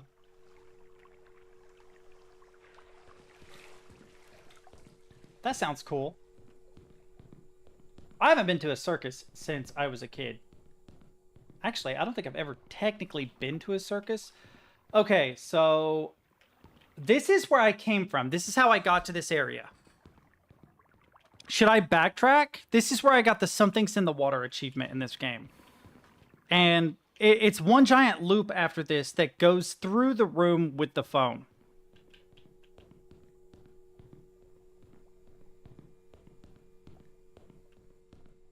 Did I go this way before? I don't think so. I haven't gone this way. We'll go this way. This looks new. Music trigger probably means I'm going the right way. That's something I like about these games that I think a lot of streamers miss. Is that, like, if you're ever developing a game, like if you're interested in making games and you really like liminal space, just as an example, which is what kind of game this is, we can ignore the whole backrooms thing and instead talk about it being a liminal space game where you have interesting environments that, you know, evoke a certain emotion or whatever. My frame's dropping for some fucking reason. Better? Yeah, better. Okay. Must have loaded this in. What you can do, I think this is so important, and I feel like it gets ignored outside of action games. And also, you can overuse it, too. The developers at Happy Dog, Fun Dog, is it Fun Dog? Fuck, the developers of Forever Winter, which I've been obsessing about lately, talked about how they were using sound cues to elicit a response from the player. So there would be like a sound cue if you were discovered and they were investigating, a sound cue if you were, or rather, a sound cue for if they like heard you and were investigating, another sound cue if they had discovered you and were following.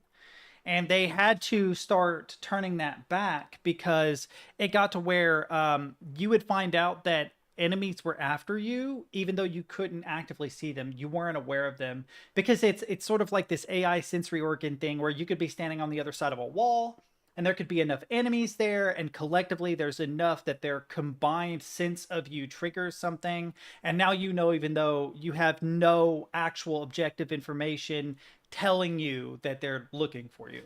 And so they actually had to will it back. I listened to the developers talk about this. But if you've got a game that doesn't have like an accurate, a specific direction to go in, You're not please don't do the fucking yellow thing. Please don't do that. The only game that ever worked in was Mirror's Edge.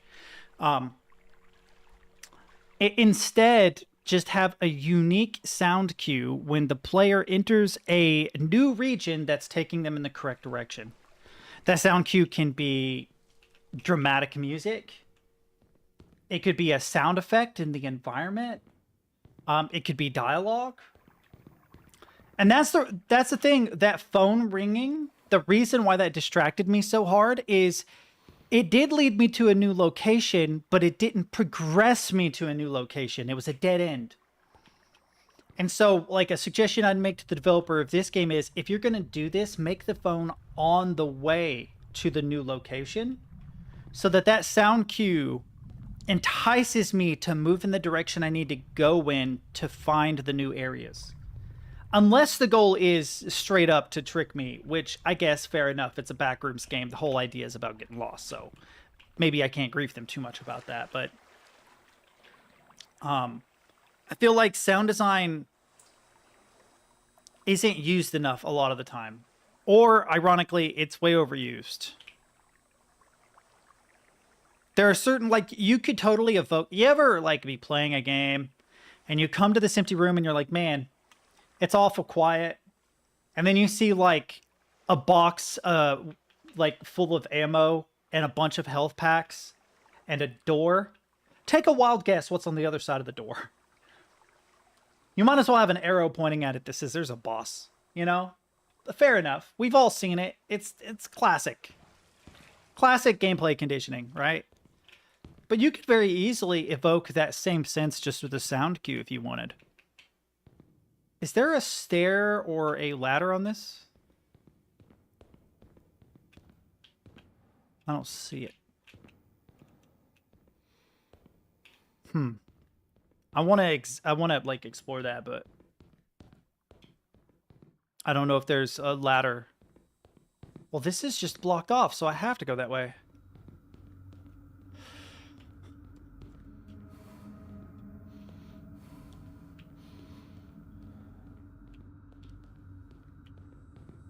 I have a bundled up t-shirt on my bed. I keep seeing it in my peripheral vision thinking it's a cat. It is not a cat.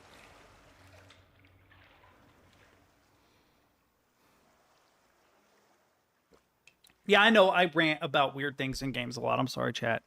Wait, that is stairs, isn't it? The whole thing is stairs. Dude, from a distance, it does not look like stairs.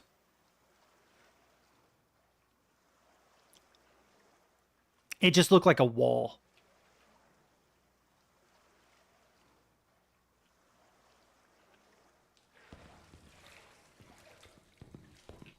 Wait.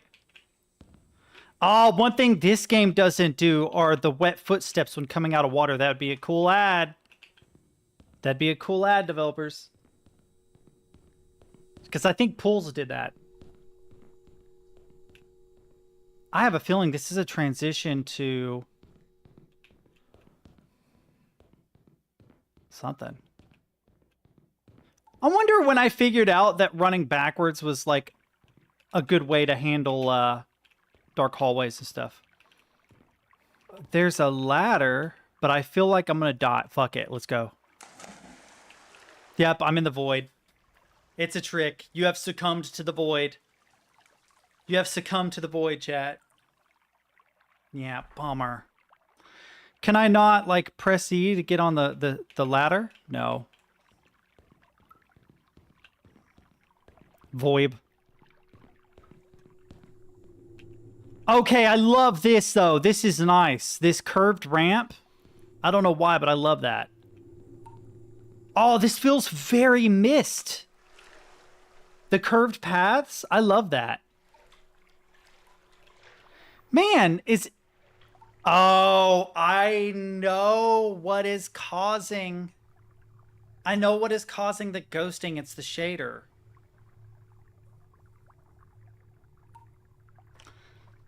It's the shader. Look at the water. Do you see the shadow along the edge of this wall? You see how the rendering is different depending on how I look? That's the shader being weird. You see, you can see the edge too from the far wall, but if I cut into it, you see the same thing. So the shader is interacting with what's on the screen. If you go back and play Riven on Unreal, you'll see that same sort of weirdness happens with reflections. You know how the magnifying glass would glow? The magnifying glass would glow. If you looked at like water beyond it, no way. If you look, oh, it still kills you. If you look at water beyond it, you'll see the reflection from the magnifying glass on the distant water because it's not real-time reflections, it's a shader. It's sort of like, okay, what on the screen is an object that should have reflections. Okay, we got a light source, so add reflection, you know?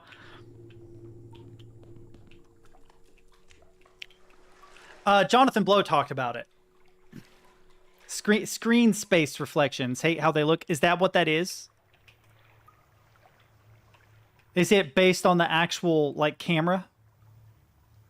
The viewport? Is there a better way to do reflections? Like path tracing reflections? Like I've been looking at Gaussian splattering or whatever. The problem I have with Gaussian splattering is how do you get real-time lighting? Like, yes, everything looks hyper-realistic, right? Right, yeah, figured. That's what I figured. Yep, ray tracing, path tracing, yeah. Gaussian splattering looks amazing. The problem is, how do you get real-time interactive lighting, shadows, right? Collisions you could cheat if you had like a Gaussian splattering like environment over top of a traditional 3D environment, only the 3D environment doesn't render any textures or anything. It just renders the collisions. Alien Isolation is good. Right now, I'm chasing after the alien with the flamethrower because I got so sick of running from that fucking thing. I got so tired of crouch walking and hiding that I'm like a little too aggressive at the alien. I'm like, come here. Here, kitty, kitty, kitty, kitty, kitty. Here, kitty, kitty, kitty, kitty, kitty. And I probably shouldn't do that because I think that it's going to learn. I don't know how it's going to take advantage of it. Maybe it'll hide and it'll wait and drop in on me when it thinks it's safe to. Wait, where did this point to? It just says exit. It doesn't say where the exit is. Oh yeah, this looks like an exit thing. Thanks. Yeah. An exit to nowhere.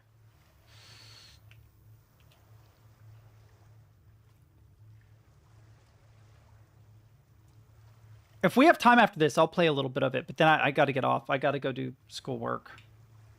Real life is so completely and totally jam-packed with Garbo right now that I'm not. That exit is just a fucking lie. I don't have time to do shit. Nothing. Like, I really shouldn't be streaming right now. I probably shouldn't stream this week, but it's fucking Halloween. I wish my professors didn't assign so much busy work.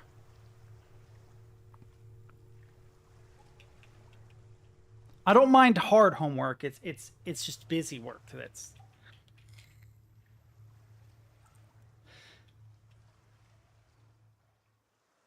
Hey, that's interesting.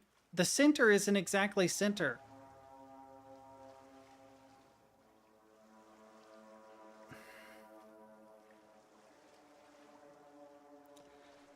The ambient music's pretty good.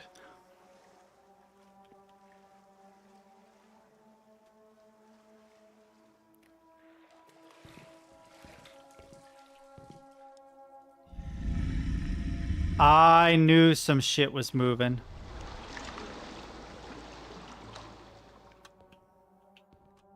No tread on snake, chat. No tread on snake. Oh, no. Do I have to slow walk through all of this again? Oh, there's doors. I don't know how I didn't notice that.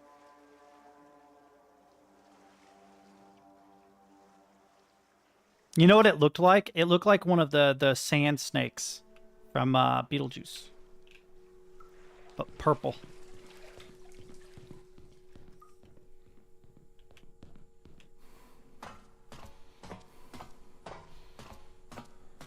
Moving on up.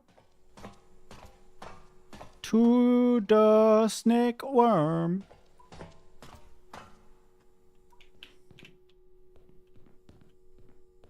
No, no, no, no, no, no, no.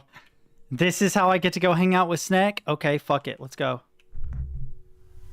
Does it have to be totally pitch black in here? What if there's just like an open snake mouth at the end?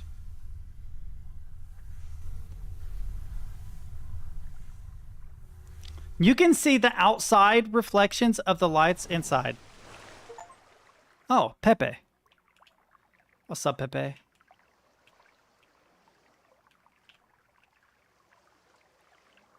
Bro, the eyes watch you. Ferg. Pepe.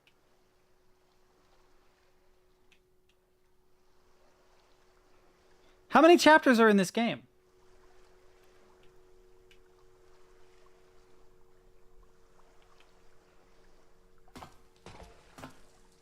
Man, the texture of these tiles is different. They're more worn.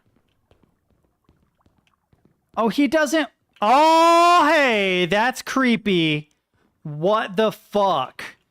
So his eyes stopped following me. And then when you get a certain distance, they lock on.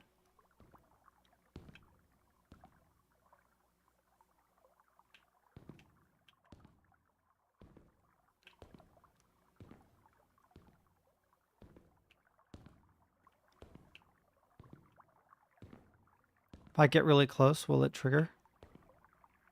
How did I make him snap his eyes onto me? Because he definitely did.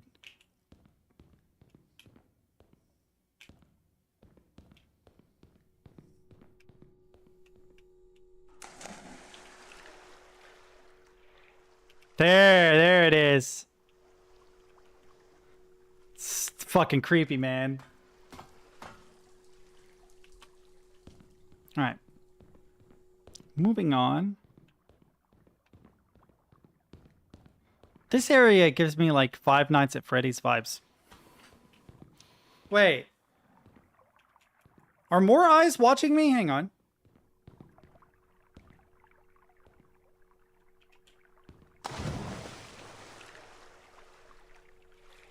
What's up, buddy? That guy, I swear, turned to look at me. Really? Who's making the noise? Is it you? Man, the texture and lighting on this does look good. You can kind of see the rasterized texture, but... This guy?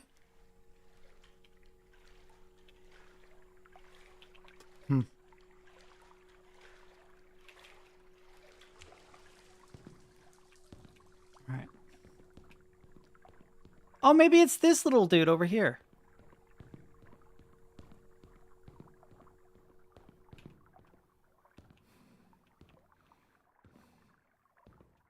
I mean, we gotta ride the slide, right? Why would I take the ladder? I do wish I could move a little faster in the water. Man, the waves in the water do look good, though. All right, pick a color, chat. Pick a color. Pick a color. This person does not know how rainbows work. Roy G. Biv. Right? So green should be here.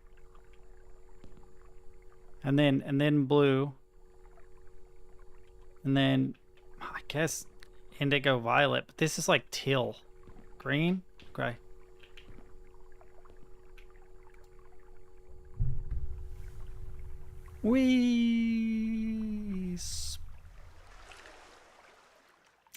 That gave me way too much momentum, boys. It threw me. Wait. Is this where I'm supposed to go? Oh man, do I have to slow walk through water to get back here? I should have picked pink, but I saw green first, sorry. Technically Captain won.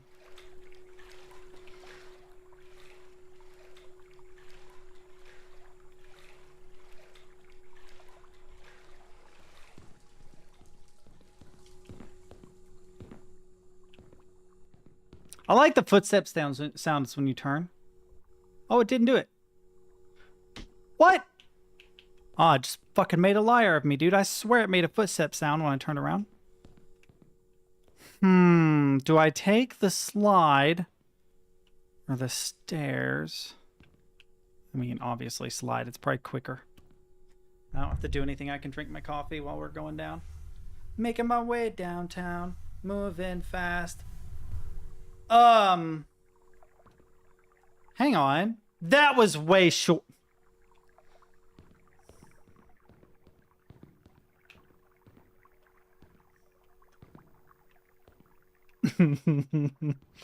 Curiosity implies I haven't already tried it. This is gonna kill me, but we're doing it anyway because it's the funnies.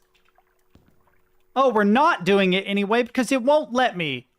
This is a jip, chat. This is an absolute jip. Also, hello, Shadow.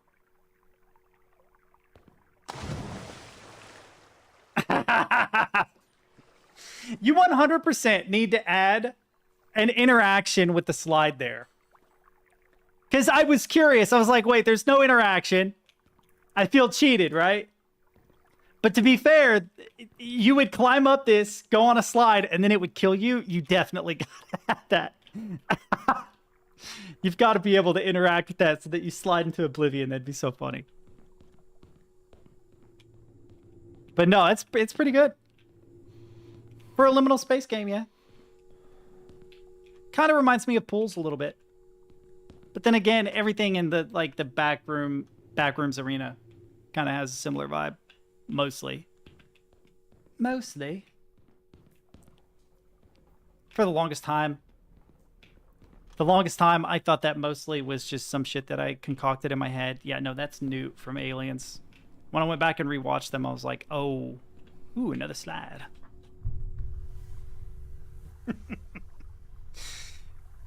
But no, yeah, it's cool. It was gifted to me by my boy Aptris.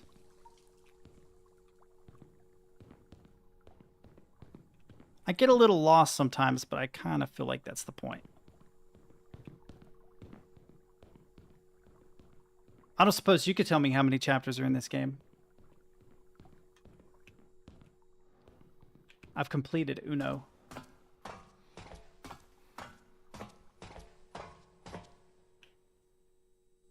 Oh, Pepe. I have definitely lost. Dang it, now Pepe is watching me, bro. This is not... Ooh, that's a slide. Yo, that's a slide. Does this one work? Okay, I didn't need any of that, Pepe, but thanks. Oh, can I not do this one either? No! Dang it. Wait, can I go up it, though? I can maybe go up this. All right. Don't eat me, Pepe. We're homies, right? We're cool. We're cool. We're just chilling. I can't go up. Oh, I bet the mushroom stops me, doesn't it? Dang it! It was worth a shot.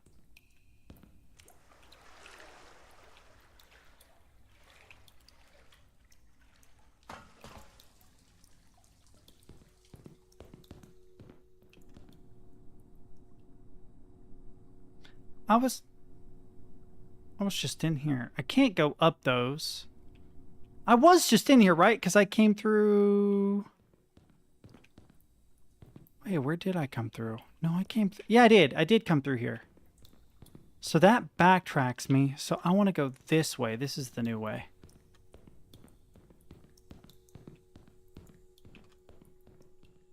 Man, the sound, like the ambiance is good. Why is there a ticking clock? Why is there a ticking clock? And this ticking clock is ticking up? What is this? 2811022767777879. It is a clock. It's once a second. Am I taking a ticket? Is there like a ticket dispenser thing?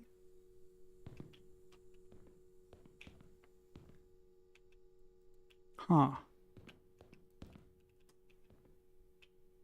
Does this dude have a A picture of a man. He has a picture of a mannequin on his desk.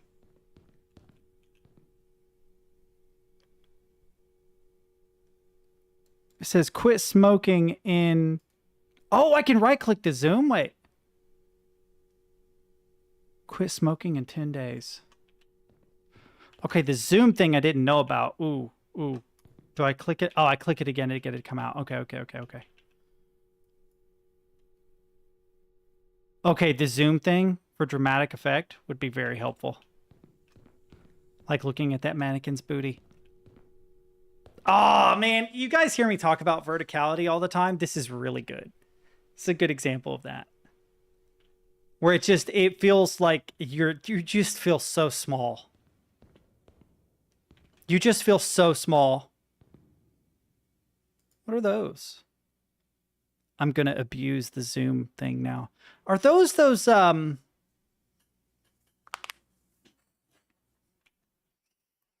Stamkey, are you taking like a CIT course right now?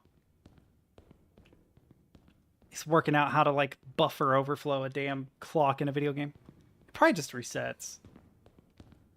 Oh wait, I don't even think it can because ints are like really big. Integers are really big. I don't think there's enough digits on that for it to reach. It's like, what is it, like 9 trillion or something? It's some really giant number. Oh, it's glass. Okay. Wait, is it glass? Wait, is this empty under? Oh, there is some like shade or goofiness going on here. Yeah, okay, 32-bit integer, which is default in C#, is like 9 trillion or something. You are right, though.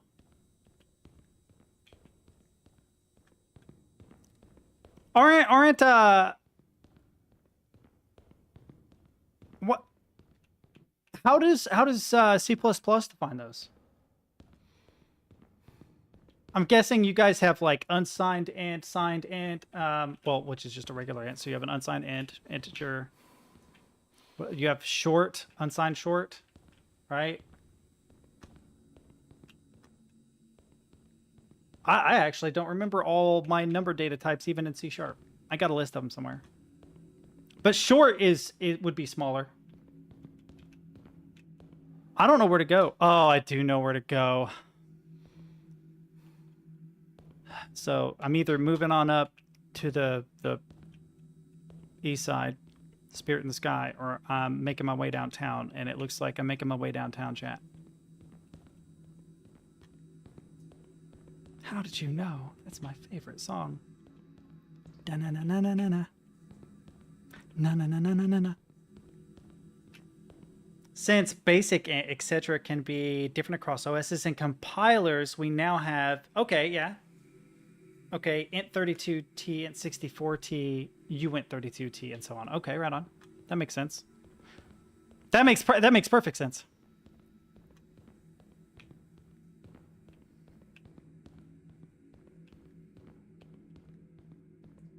I wonder what it looks like on the OSs and when you defined an int in C#. Yeah, that's... Yeah, the whole namespace thing in C++ is a thing.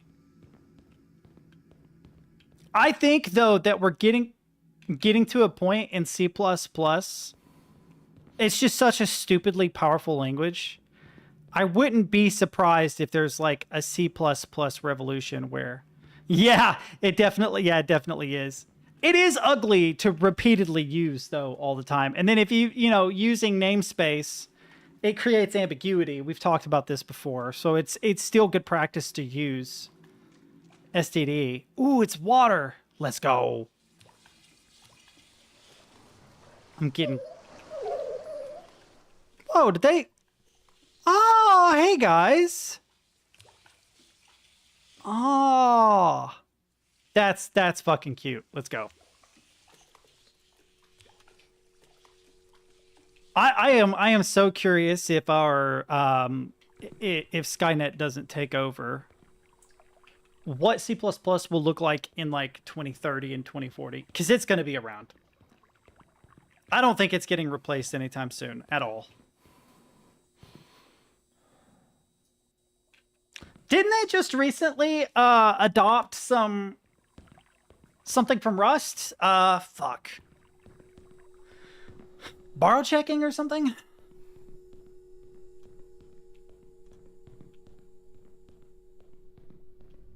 I don't know jack shit about Rust, for the record, so, Did I die from touching the water?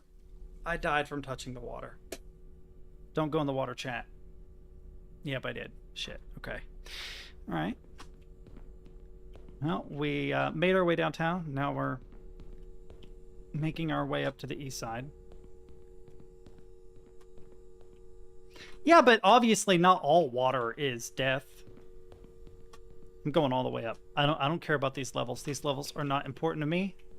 I got to go to the top. Unless it's a loop that goes forever, in which case I may not go to the top. Uh-oh. Hang on. I am suspecting that this is a loop. Well, C++20 brought modules, which is slowly becoming better supported. Oh, I am at the top. Dang. Compared to headers, it feels much better. That's cool. But I swear it was literally like borrow checking or like some kind of memory management thing that Rust has had for a while that C++ adopted.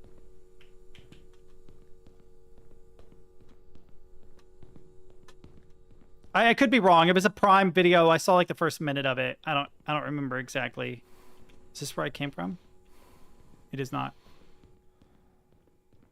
Ooh, new place. Water is slow, so I'm just gonna go this way.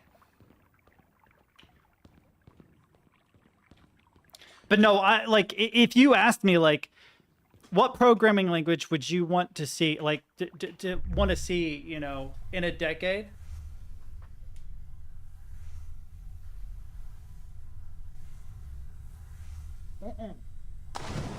Nope. Hang on. Oh, I can't do it while in game because it will be buggy. No, it was not. It was definitely C++. Because Prime worked in Rust for like 2 years, almost exclusively. And they brought something to C++, and he was talking about how C++ borrows everything. Did I just go in a giant circle chat? Shit.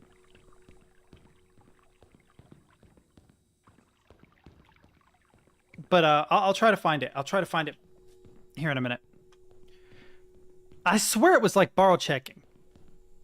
It was like some kind of borrow checking thing from...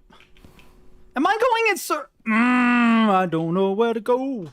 I don't know where to go. I'm running around in circles again. I don't know where to go. Is there a door in here? There is. We're going this way. No, this is the way I just went. So I can't go down there. Is there any other doors? No, wait.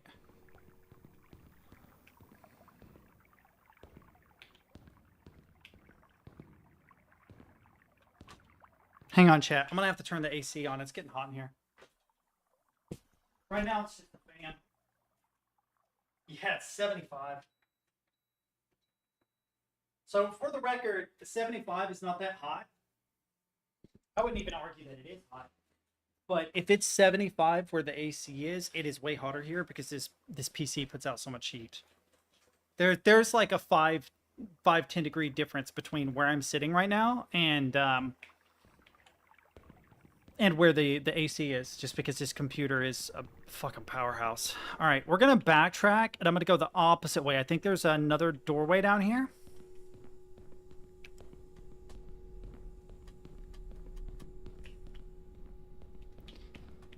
Not there. Can't go down there. It'll kill me.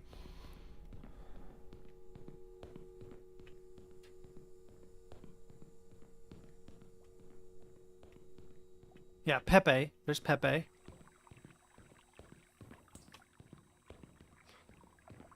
Okay, there must be a way out of this room then. There must be something I'm missing with this, or maybe I go in Pepe's mouth. Pepe. No, Pepe will not eat me. Pepe is friend. You sneaky sons of bitches. Really?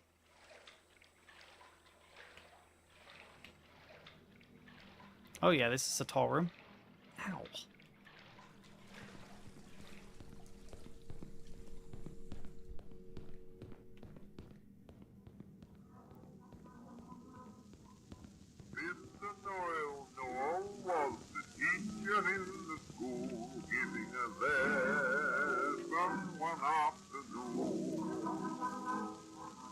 Little Tommy Tompkins was the dunce, and what a fool! Didn't know which was the sun or moon. Teacher said to Tommy Tompkins, well, see if you can sing this while you spell.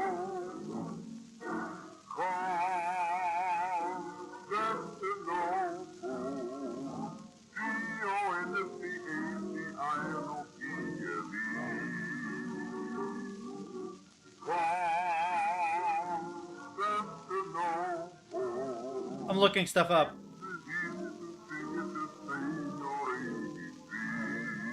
Also, it's so slowed, it probably won't. Why did you go?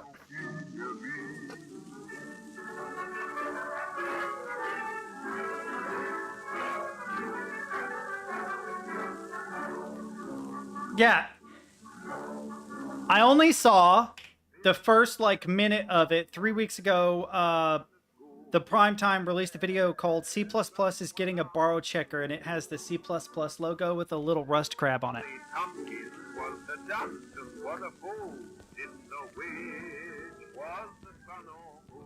I'm pretty sure that the life of an artistic work is 70 years after the last person who owns it dies. Pretty sure, something like that. I want to say it's 70 years. So, like, if you wrote a song in 1930s, yeah, but I think it also depends on who owns it. So, like, if you sell it to a record label, it would have to be, like, 70 years after that record label's... Or is that's actually... That can't be true, because then there wouldn't be Mickey Mouse horror movies now. I don't know exactly. I know there's a way to push it, though.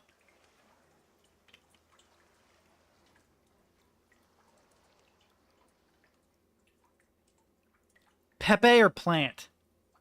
Pepe. Plant. Pepe is the right way. We don't go the right way on this stream. We go the wrong way. I don't know that Pepe is the right way. I'm just saying he hasn't steered me wrong yet.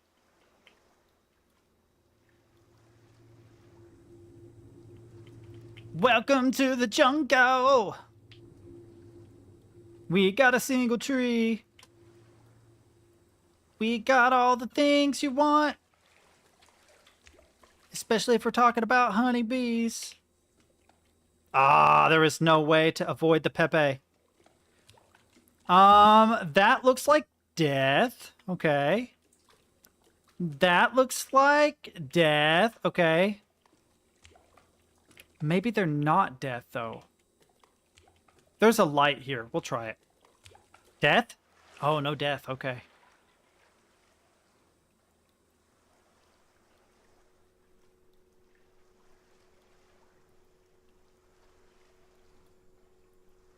I'm messing with the, shoot, the lens flare. The aperture of the camera used for this lens flare only has, like 6 fins. Because it's forming little hexagons. Hexagons.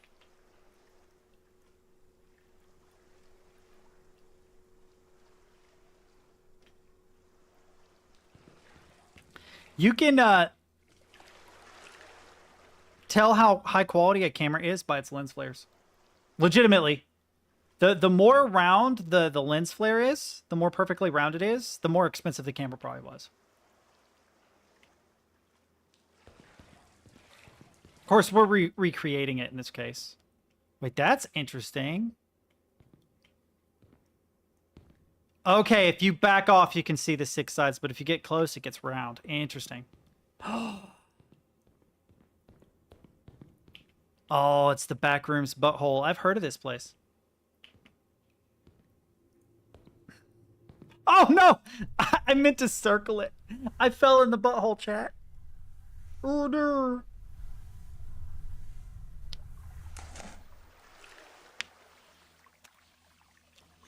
Bro is so high. Look at him. He is fucking blitzed right now. Oh, there's eyes on these. They're all going to look at me here in a second. Oh, they are. They are slowly looking at me. Yeah. Yeah. Okay, I actually really like this area. I haven't seen anything that looks like this in any other Backrooms game. In any of them. This is unique. I actually really like the aesthetic of this room. Like I said, Pepe.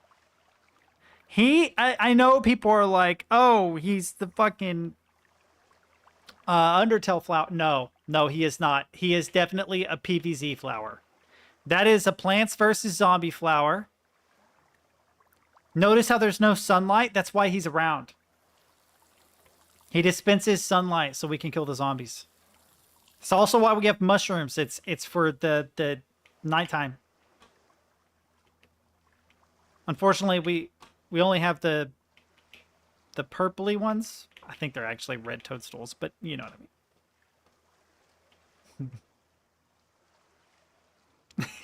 mean. I love the idea of a sunflower being a stoner. It feels right. It feels right. Ah, gnats. Depleted of bodily fluids. How do you feel? Oh, there's light that way too. Dang it. Come on, get me out of this pool. It's slow. There we go. Okay, this looks creepy. Let's go the creepy route. Yeah, Pepe, we're going the right way. Thank you, Pepe. I appreciate you. Oh, that's just me breathing.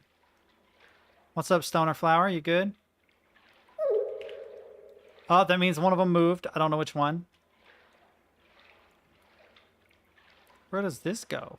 Oh, that goes up. So there must be another path down into here.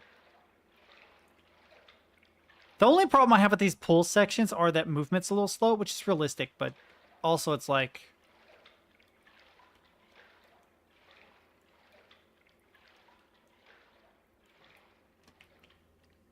What do you mean your speaker is flaky? That's weird. Do you mean that it's like, yeah. Do you mean that it's like, God, dry rotted? Is that what you mean? Like it's literally cracked and flaking? Because I've had speakers do that before. I used to have this like ancient stereo system. It's from the 70s. Ooh, here we go. And unfortunately, I couldn't realistically use the speakers. Wait, is this just a dead... Okay, where are we going?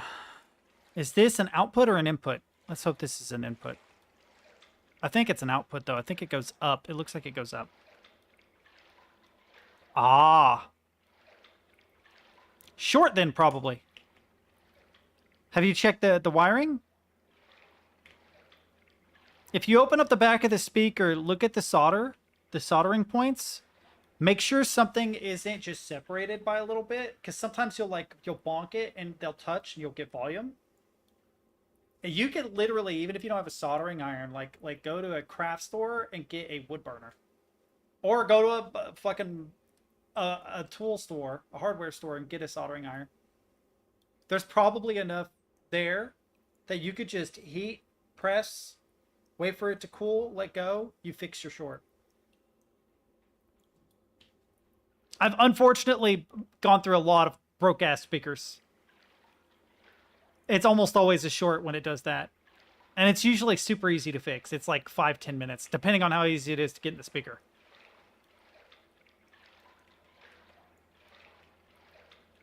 That's good. Well, I mean, is it working consistently now? Because if so, you fixed it. It's done. I don't know where I'm going, chat. I guess this way.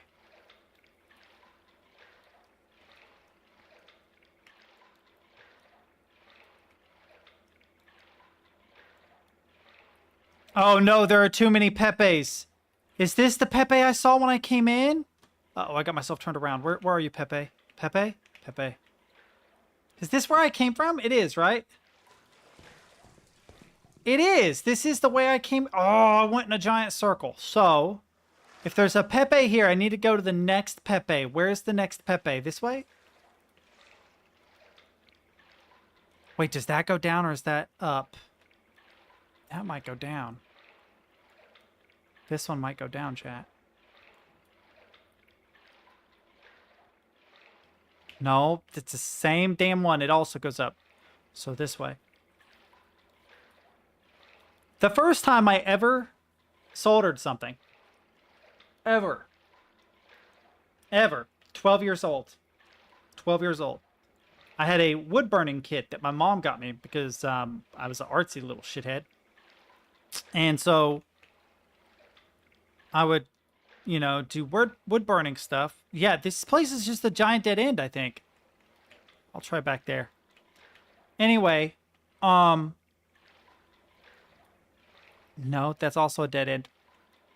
I was trying to play either GoldenEye or Doom 64. I don't remember which it was. And suddenly the thing didn't work. Man, Mom got mad at me because one of the things broke, and it wasn't my fault. It was because they didn't make the auxiliary cable to spec, and it actually broke the connector in the TV. I remember that. But it really was not my fault. But that's beside the point. I had an RF adapter, and there was a short in the RF adapter, and I used a wood burner to fix the RF adapter so I could play GoldenEye when I was like 11, 12 years old.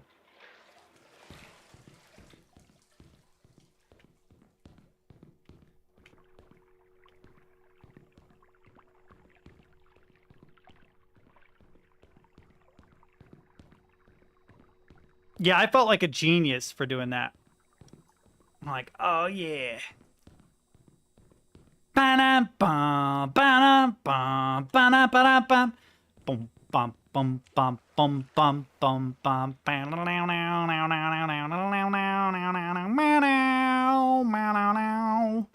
I was so hyped, bro. I know I should, like, be afraid of you guys, but you guys are cute as shit. Like I want to go that way. I feel like that's the right way to go, but you guys... They're watching me. Yeah! I love these guys. Yeah, for the time as a kid, I felt like a genius. But like looking back, like I fixed the short. Who cares? You know what I mean? It's still good knowledge to have. You'd be surprised how many, dude. Basic fixing it knowledge is totally lost nowadays, boys. It is lost nowadays. It is. It's insane because even at like work, we had a mop break. So I took the mop apart. I'm like, what's wrong with this? Well, it turns out they had used like an industrial adhesive to attach a plastic bit to the metal, you know, cylinder that is, this sounds like a meme, the metal cylinder that is the mop handle. And I'm like, oh, well, I don't have, that's the way I came before, isn't it? Oh no, I'm gonna get lost again. Yep. Fuck it, let's continue being lost. I don't have industrial adhesive, so what can I do? So what I did was I pulled the metal handle out and I flattened it so that it became oval and then screwed it in. Boys, is the developer still in here? Why would you do this? Why would you do... Oh, I see where the mistake is made. The mistake is not in the column. The mistake is in the tiles. But no, I mean, I fixed it. It created enough friction inside of it that we were able to use the mop. Then, unfortunately, someone got a wild hair up their butt. They decided, you know what I'm going to do? I'm going to mop too. And then it was one of those that you twist to wring it out. And what I had been doing to keep it from breaking again was I had pushed it into this thing so that the end piece that were squeezed on wouldn't rotate. And instead, I could just rotate the top part. I could still squeeze it out and it wouldn't break again. Dude, the first time someone else used it, they broke it. And of course, when they broke it, what'd they do? They threw it away. And so now I have another shitty mop that I've also fixed, except this time with literal fucking duct tape, because they don't take care of shit. They don't fix things. I mean, dude, I fix things all the time. I had a client break a USB cord. And I'm like, do not throw this away. What does he do? He throws it away. And I'm like, dude, I could have fixed it. I can't fix it now. I don't have the piece. So I had to go digging through garbage to find the missing piece. And then I like instantly fixed this USB cord, but it was obnoxious because it's like, dude, just... I had to tell my client, I was like, listen, I know that sometimes you don't understand why I tell you to do things. If you don't understand why, ask. Right? But I promise you there's like usually a good reason. There's usually a good reason why I tell you to do something. I don't just make... Did I just hear the Discord notification sound echo in the game? Did you hear that? Someone send me a message on Discord. Someone send me a message on Discord real quick. Am I hallucinating? Does it just sound like that? Does it have reverb itself? Okay, fuck you guys. Wait a minute. I don't have any Discord notifications. Hang on. Am I hallucinating? Okay, I'm not hallucinating. It just didn't update the notifications. Okay, boys. It just sounds like that. We figured it out. You can stop sending me things now. Jesus Christ. But no, I fix shit all the time. And most of the time it's like really simple, but people look at you like you know voodoo if you know how to fix a thing. No. Poverty. Poverty teaches you how to fix stuff, man. I'm telling you. It does. We don't need that mop. We got a perfectly good mop at home. Don't. I have not. And I don't want to hear it. I'm guessing it's not. Boop, boop, boop. I can't do. Oh, they move. They move. Yo, those eyes are looking at... Oh, now he's looking at me. Frog is love, frog is life. He is not looking at me. He does not treat me... This is literally like, for those of you that have never been to Kentucky, back in the day, if you went to a place like Hazard, and you weren't from there... Oh my god, this is what happens. It's like you go into a McDonald's and everyone's looking at you like, who the fuck are you? I don't know you. Now I think it's actually big enough that that wouldn't happen, but there definitely was a time in my lifetime I've had this happen. My mom's grandfather owned some property out there. And there was like a $130 lien on the property that we just needed to pay off to keep access to it. It was kind of important too because it was sitting on top of coal, presumably, which means that if the coal company wants to dig for coal, they have to pay us for the land. So it was important that we did this. So we go check it out and go into McDonald's to like use the restroom. I don't think we're getting anything to eat. And dude, every single person in that lobby just watched us. It was fucking Tucker and Dale versus Evil. And my mom is from there. It's like, shit. All right. Wait, okay, wait. Do we have a pink? This is as close as we get to pink. Wait. Is that pink? Which one is pink? Okay, that's more like a purpley pink. That's kind of like a hot pink. We don't really have a pastel pink. We're going to go with this. This is as close as we get. All right. Oh, okay. There we go. There we go.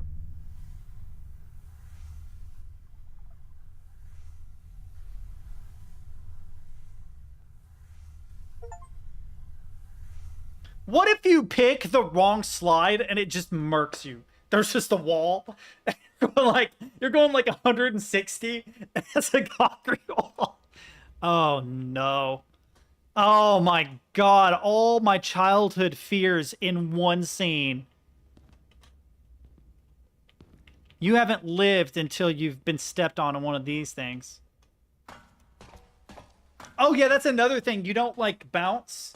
You ever seen anybody on those slides that are really long? They end up flying in the air and getting hurt. Okay, this looks sick. Are we on chapter 3 now? This looks amazing. Oh, I love the way this looks. Ooh, well, is this pushable? Bro, it has wheels. You should let me push it.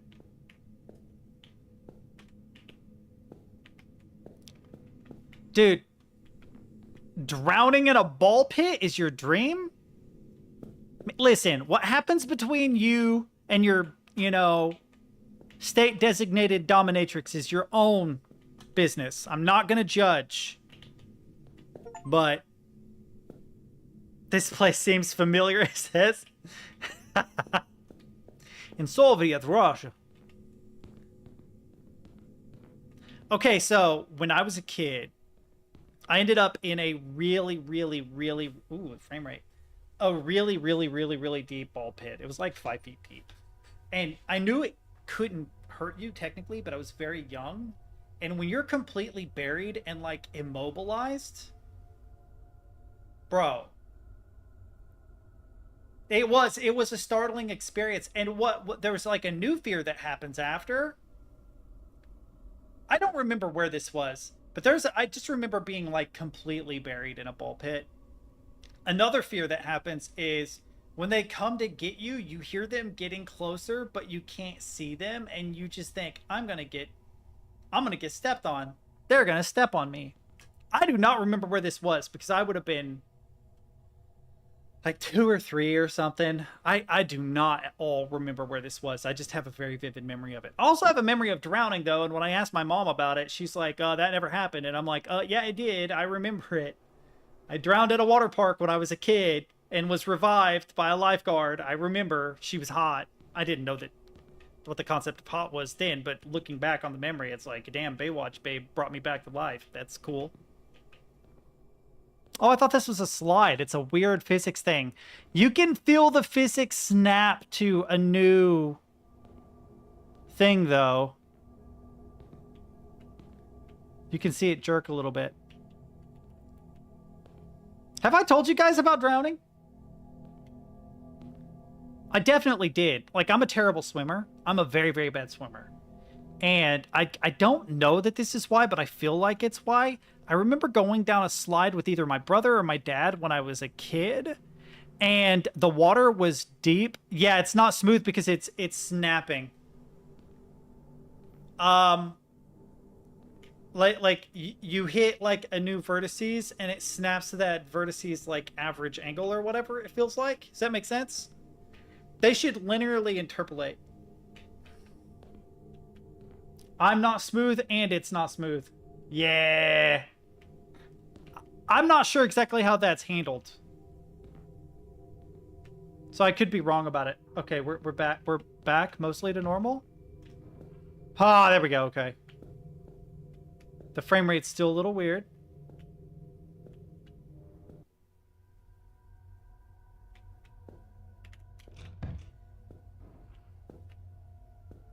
Hang on. I'm gonna do you guys a favor here. Dude, it looks amazing. It is beautiful. I'm not, like, it really is very nice. I hate to turn it down, but I have a pure virtual function being called while application is running. Oh, that's not good. Low level fatal error.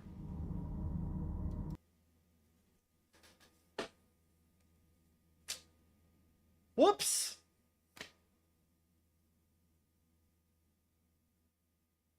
Just fucking Sporticus. Just randomly. I tried to lower it so that we would have less jank. But no, I remember going down the slide, and I remember getting under the water. I remember looking up through the water, and everything's, of course, blurry because fucking water. And then I remember voices. I remember vaguely being picked up. I remember, like, being sat on something hard. It was probably, like, cement. Like a I don't know. I think it was at a water park. I don't remember seeing anything at this point. The first thing I remember seeing was like an orange bathing suit. And I'm pretty sure it's like a tanned blonde girl. Like, did the whole like mouth-to-mouth chest compression thing or whatever for water. I wasn't dead. I just had a lot of water in my lungs. And I remember being turned over and coughing up a whole bunch of water. And I have like this very clear memory of it. I told my mom about it when I was an adult. And she's like, that never happened. I'm like, I didn't dream this. I remember it all very clearly. It's one of those things you don't just like forget, you know? So I have a feeling that a brother or my dad or somebody took me to a water park. Something really bad happened. And they hid it from mom, I think is what happened. Oh, it's all back on Epic. Let's see what it does. Let's see what it does, chat. Oh, you know what? I'm not going to mess with the global illumination. When it said GI, I bet you that was global.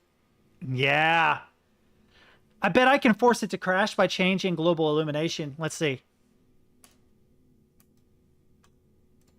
No, it worked. It worked. Okay, we're good. We're good. All right, so we're going to run it on medium, and maybe that will help a little. Wait, another thing we can do. Hang on. We can go full screen, and then we'll set this to 1080p. There you are. Apply. And now maybe the playback will be a little bit better. Let's see what this does to... Nope. It is still... I am doing the robot. Oh, VSync's good idea. VSync's good idea. Hang on. VSync. Okay, if we're going to do VSync, maybe I can pump this back up. We'll try it.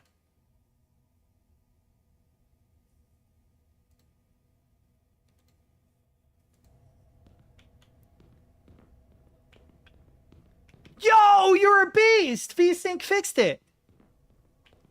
Oh, you're a monster, dude. That's amazing. I love you. Why would that matter so much? I guess I'm not seeing what the it's not always VSync. Because if I remember right, High on Life, I had to use like DLSS to fix it. Whoops. Is there a delay? Yeah, see, we still have the... Oh, the VSync is the problem. The VSync is the problem. The VSync is the problem. Flash. Lights. This is actually kind of fucking cool. Check it out. I can do Kung Fu. I'm so fucking fast. Can't touch it. Yeah, it's unreal. Bro. What are you doing? What are those? Dude, uncalled for, my guy. There's no reason to... Oh!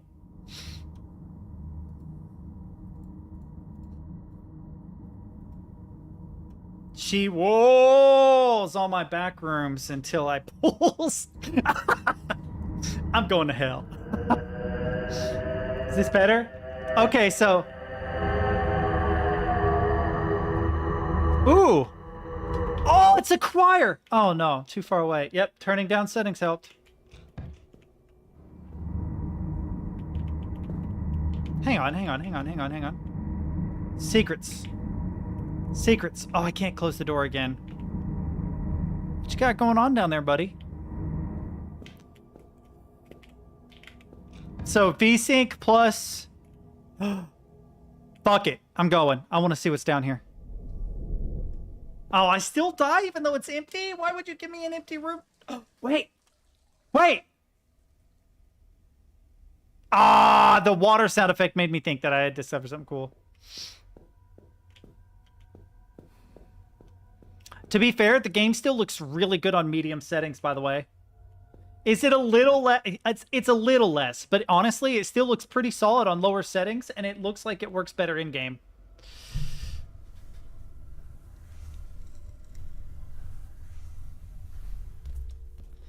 What is white knuckle? I feel like I've heard of this. Oh, I can't move the big ball. Hey, bro, what's up? Nah, fam. Wait, can I climb these? Dude, half the fun of these rooms was climbing these. Also, are these billboarded? These are billboarded. You cheating sons of bitches. Flash, flash. Sing. Lights, lights. Still some frame drops every now and then, but mostly okay.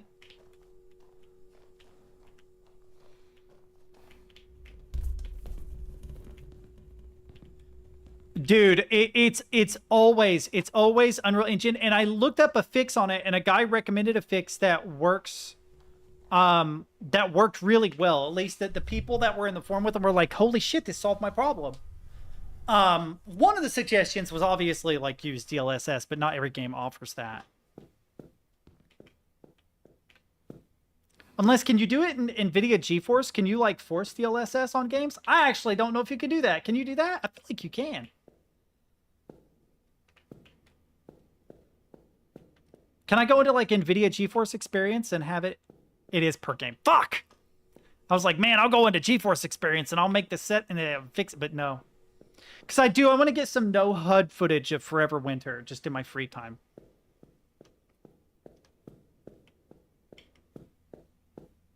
Ah, yeah. That actually makes sense. I watched the thing on data smushing, and you have to... I'm on medium. Why? Wait, if I don't move, will it fix? Nope. We still have a delay. Man, for the record, I listen to really weird music. I discovered a strange-ass artist. None of you will like her at all. I don't give a shit. I enjoy the fuck out of it. Oh, man, when I lower the resolution, I know you guys can't tell, but it really ups the VHS effect on things. It's got a VHS blur. Does that make sense? Is there like a doorway back here or anything? No. Shit, man, where am I going? Oh. Shut up, chat. Shoot, cheat. Can I make it here? Oh, I can. Let's go.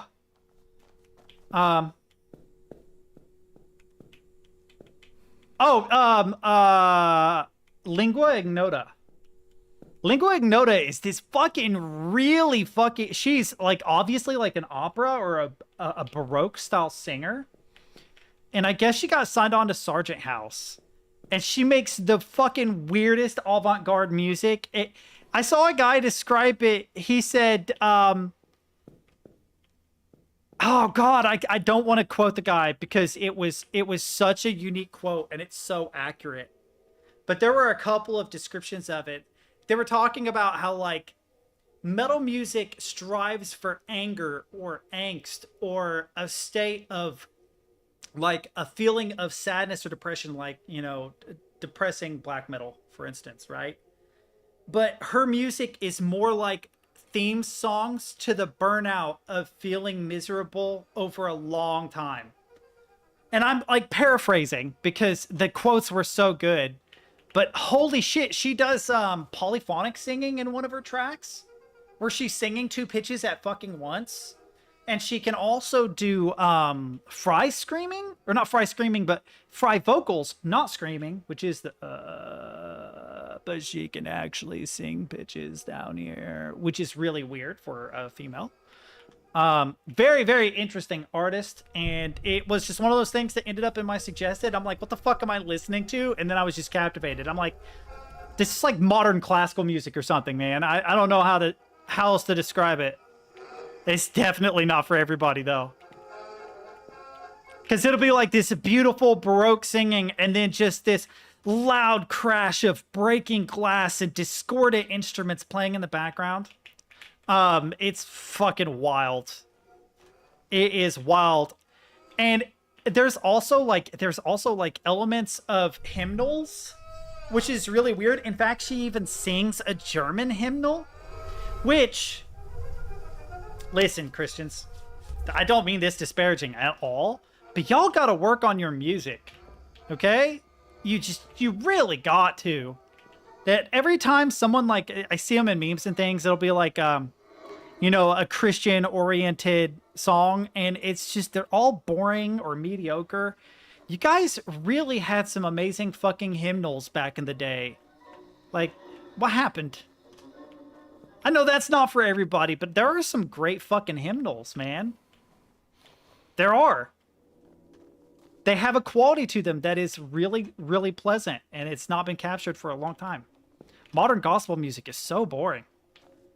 But no, you can hear influences of, like, hymnals. There are some songs where she does, like, the black metal scream. It's weird. It's just such a weird fucking avant-garde artist. But I listen to shit that no one in chat would ever enjoy. But I'm also one of those people that have listened to so many genres of music over such an incredibly long period of time that my palette is really weird. My palette is not the same as everyone else's at all. Isn't this where I came down? Maybe not. No, I went down the slide, didn't I? So where the fuck am I going? Can I climb back up this if I drop down? No, but I can take this path. Oh, wait, there's already a path here. Another way up. Hang on. We're just going to keep going up. But yeah, no, lingua as in tongue, ignota as in unknown, unknown tongue.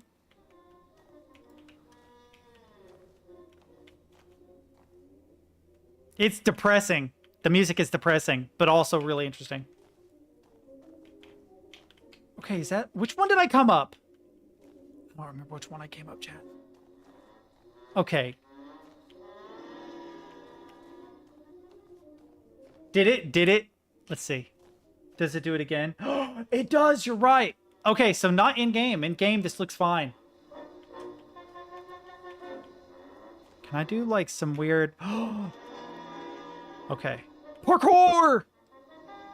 There's gotta be something... There's gotta be something I can do. Let's hit interaction with the clown. No, nothing.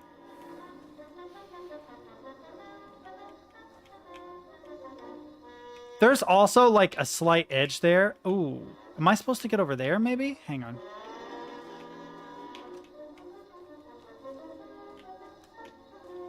Oh, I haven't gone this bridge. Let's see where this bridge goes. Oh, we can go up in a different place. Okay, and then... Oh, we can finally get out of this room. Let's go.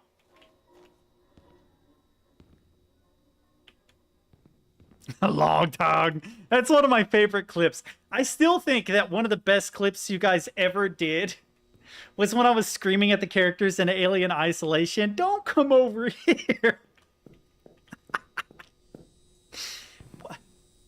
Why? Oh, no.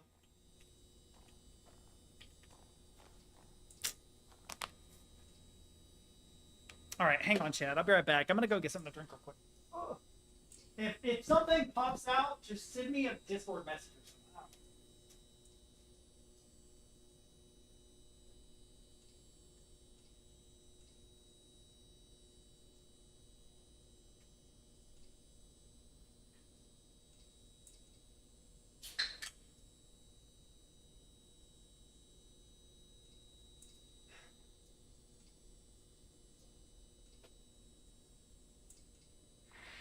I think I'm on the 3rd chapter, I'm pretty sure.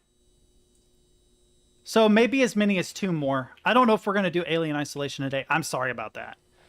But I've got so much real life stuff going on, I wouldn't be able to get that far in Alien Isolation. Anyway.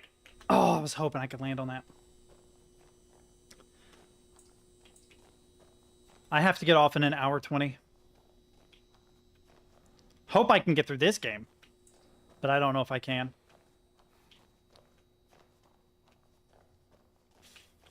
Damn it. I don't want to backtrack. The frame rate is not so good.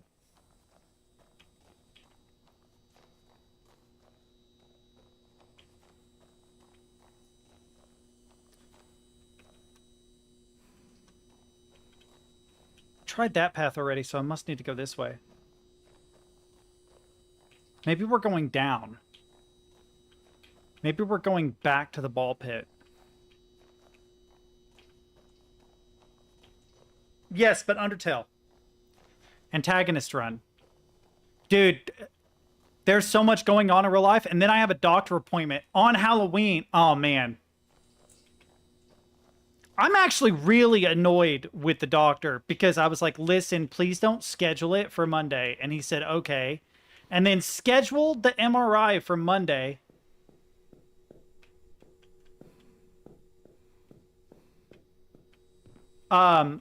He described the it wasn't an MRI, it was a PET scan. It just did the PET scan on Monday, which is what I asked him not to do. But then he scheduled his appointment on Thursday, thinking, oh, I better not make the appointment for Monday because that's what he asked me. Thanks, dude. All you did was you made it 2 appointments instead of 1.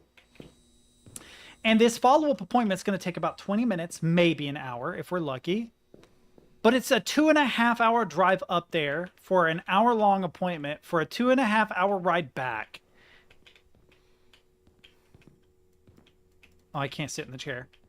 That annoys me so much. Because I already, like, I've got to work on this explanatory synthesis for college. I've got to write up a short essay on the usefulness of arrays, which is kind of annoying. The reason why it's annoying is because I haven't had time. I had a really good idea. I had a really good idea for how I could write up something on arrays that would actually be interesting, and unfortunately, I don't have the time to do it. I discussed it with Brax. I was going to make a 2D game in WinForms in Visual Studio Code where everything is held in an array.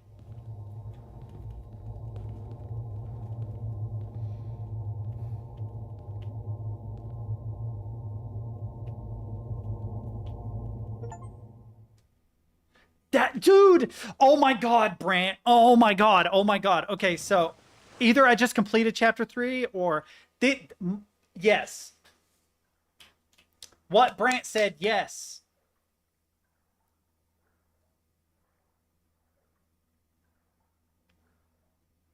It's so true. The deeper I go into studying it, like, okay, so my idea at first was, okay, well,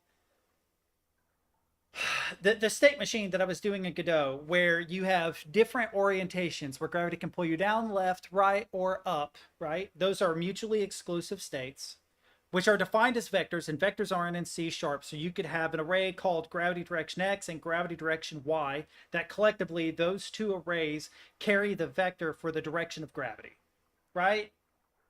You could also have another array that holds the degree and angles that the player is rotated, because depending on the direction of gravity, you want to rotate the player's sprite, well, not just the sprite, but the entire character, collisions and everything, by a certain amount, right?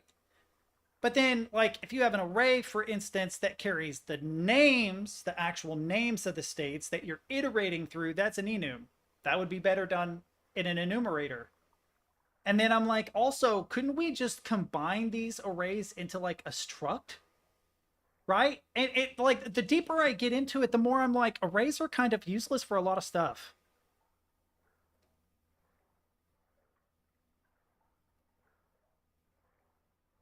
Right. That's it.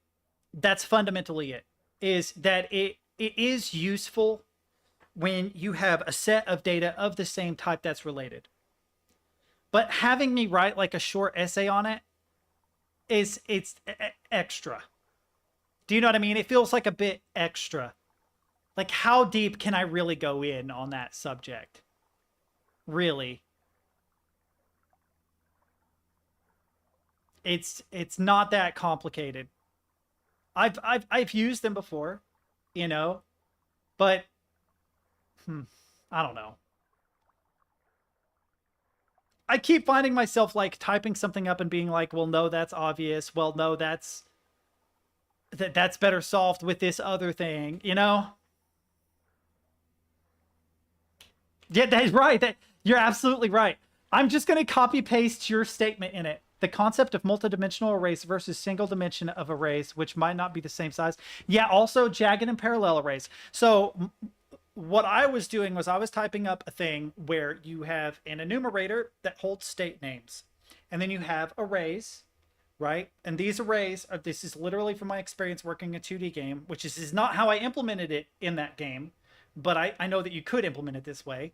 I had one array that carries the X value of a vector for the direction of gravity, one array that carries the Y value, right, of the vector of gravity, right? The subscripts, right, work such that they are parallel arrays, that the combination of those two arrays equals the total vector of the direction of gravity. Then I have another array that holds the degree, the degree the player is rotated given the vector of gravity. Does that make sense?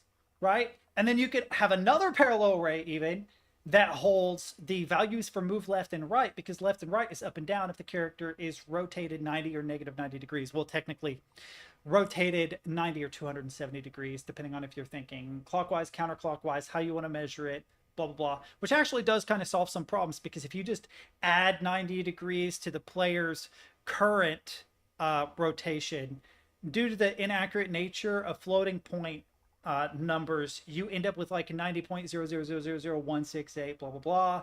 And if you do that separately for gravity, the vector of gravity and the rotation of the player, it could end up being like 89.0098 whatever, and then over time that gets exaggerated and gravity pulls you in one direction, the player's rotated another direction, which isn't perfect. And instead having concrete directions that you can fall and concrete rotation that you can apply to the player, and then interpolating between the current rotation value and the expected value, or the current direction of gravity and the expected direction of gravity, or the next, right?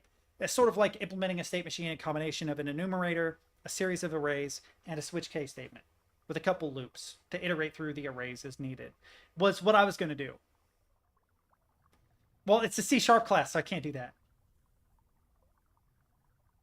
But no, the idea was that, like, what I'm doing, or what I want to do for the assignment, is basically write a kind of hierarchical array where a lot of the physics stuff that you don't need animations for, so like animation trees and games and stuff, aren't useless. They're just not helpful in this case, can actually be implemented with an enumerator, a switch case statement, a couple of loops, and a couple of parallel arrays, but then have jagged arrays implemented for actual actions the player can take, because they're not going to be equal, right? They're not going to be perfectly parallel.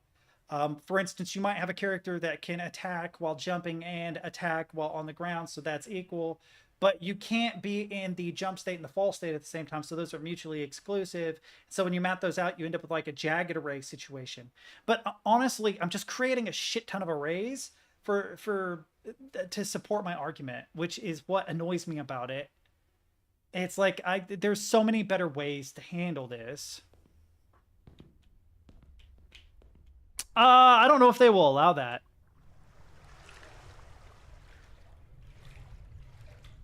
I actually don't know a lot about meta classes, but like the deeper I look into, okay, so like I'm creating a problem out of thin air and then generating solutions for that problem using arrays. But then when I research solutions, the internet's like, dude, it's just so much easier to do it this way. And I'm like, I know it's easier to do it this way, but that doesn't help me. That doesn't help me with my class. You know what I mean? Because they're also like, well, you can research online and cite your references, which is fine, but that's just not as interesting as actually implementing something cool in C# that uses arrays. Do you know what I mean? I actually want to implement something that's fairly simple but functional, that gets a basic idea across. And then my problem is, how do I not go too far with it?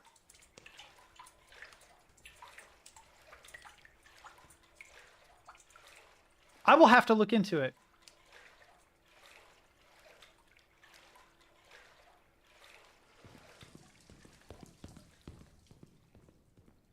It sort of reminds me of, so when you phrase it that way, when you say meta classes basically give you control over inheritance, how inheritance works and how constructs get called, it makes me think of polymorphism, and like the use of generics. Ooh, frame rate, let's go. We don't need no stinking frame rate. Okay, I thought this was water. Oh, I can't pass through this. Why? Oh, is this glass? Oh, that's glass.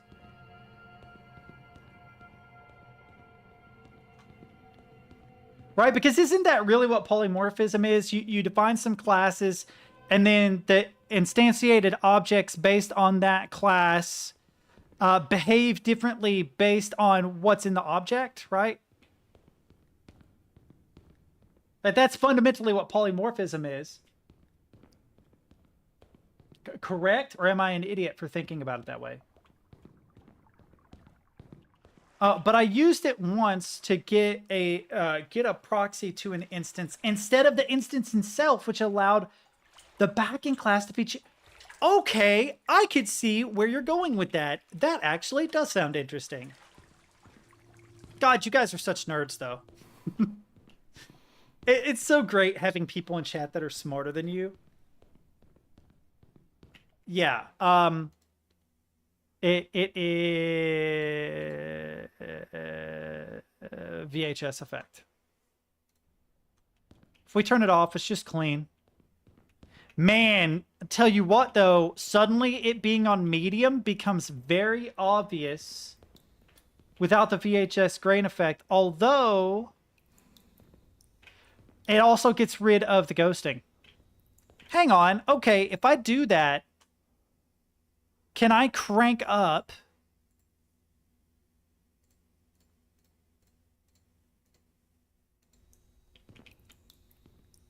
Okay, cranking up. I don't think so. I like the VHS effect. It looks better now that I've got it on Ultra. But I feel like it... Well, I just died. I feel like it felt like playing Deus Ex or something.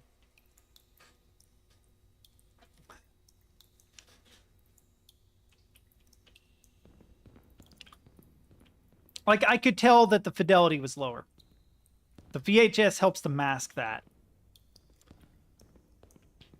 I will say that the grain is a little bit strong. I would like to see, devs, if you're still in here, a slider. Or break down the VHS effect. So whatever your shader is, you know, instead of having one shader, break the shader down into like 3 shaders. And then have toggles for each of those shaders. Or alternatively, have a value that carries the transparency of the shader, and then increase or decrease the transparency of the shader if you don't want to break it up into multiple shaders. Okay, I'm going in circles again.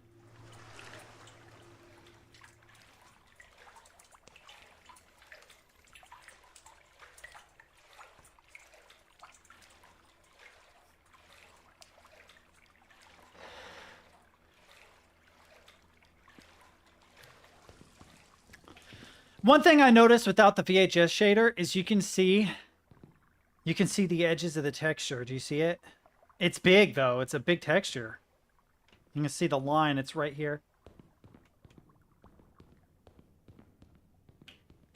Or maybe not actually. Maybe it's smaller and that's just a convergence because yep, it is smaller. It's like an 8x8 block. It does fix the frame rate problem, though, doesn't it? Turning the shader off definitely fixed the frame rate problem. Huh, there aren't really any shaders in Forever Winter. I wonder why it struggles so much. Oh my god, it's also now clear that this is glass. Yo, okay, that is one really good argument against the shader is I can actually see the texturing of the glass now. Ah, we can go this way.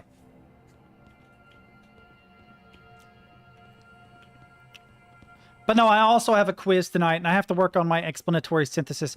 And I know I keep using that phrase a lot, but that's literally how it's described by the professor. And I'm also starting to think that it's going to be one of the most useful writing assignments, because I have an interest where I'm a lateral thinker. I didn't even notice I could go this way. I have an interest in taking diverging points and combining them together. Oh, this looks so good. Oh, I love the way this looks. I like the idea of taking information from different places and combining them to learn something new. I love that. As a lateral thinker, it's like, yes, please. I'm good with that. That actually sounds really interesting. And as much as Stid hates it, I have an interest in maybe even making a separate YouTube channel where I do educational shit.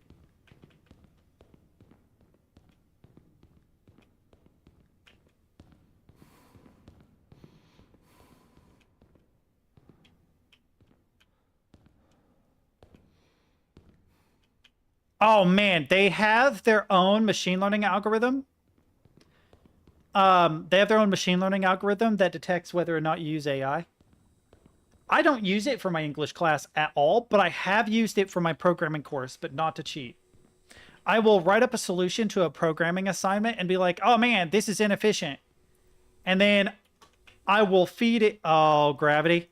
I will feed it into ChatGPT and be like, am I an idiot for doing it this way? And then oftentimes it will come back with a more convoluted way to solve a problem than I did it.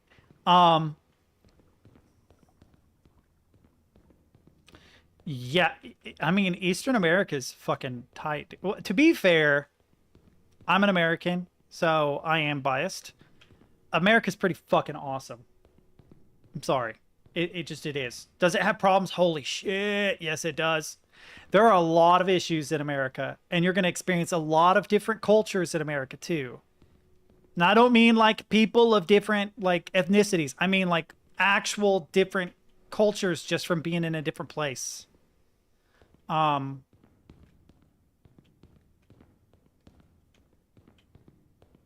like Southern California in the 90s was amazing. Would I want to go back to California now? No. They've kind of neglected my home state, which is sad. I'm sorry if you're from California and you disagree with that, but you guys, I promise you, you know, being a kid in California in the 90s felt amazing, and everything that I see that's going on right now, it's like, man, that sucks. I hear a lot of the same from New Yorkers. They're like, man, I love this city, but I can't do it anymore, which is sad. Exactly. Yeah. Exactly. I've also used it for outlines, but not in my English class. I thought about doing that, though.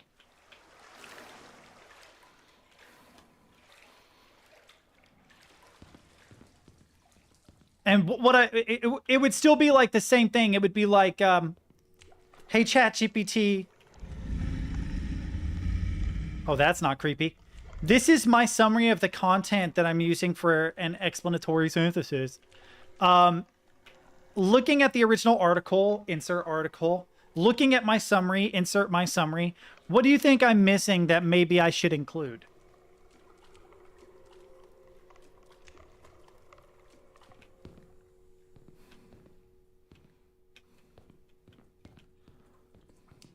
That's interesting.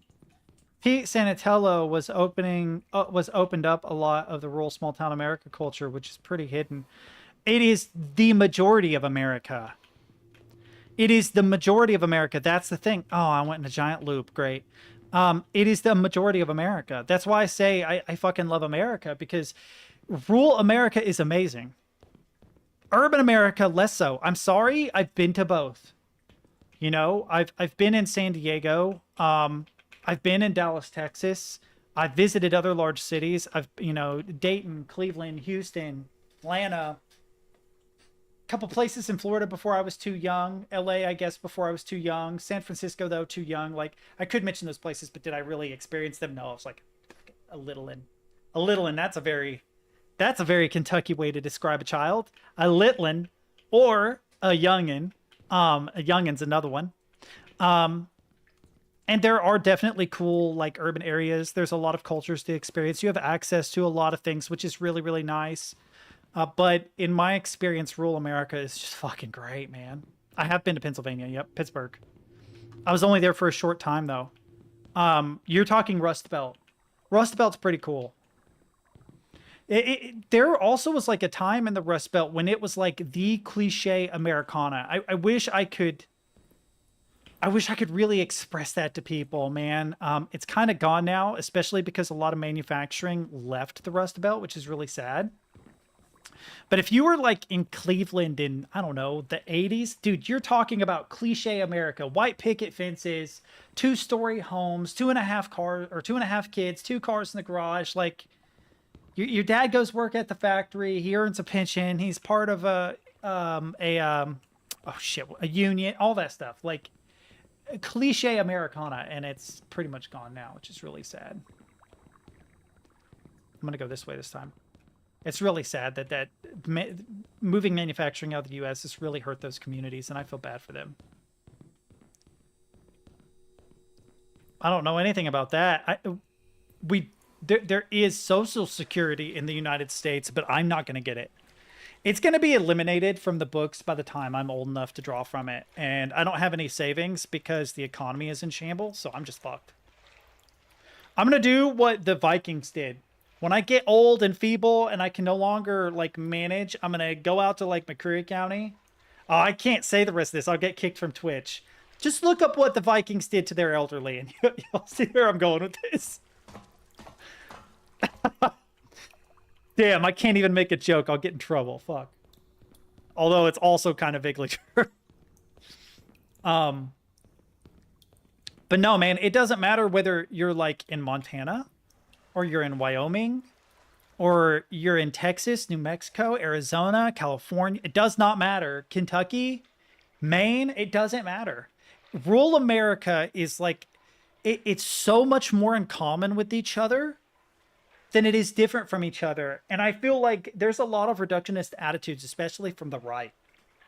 If you're like a conservative Republican in Kentucky, you just talk massive shit about California all the time. And it's like, dude, I lived in the desert in California.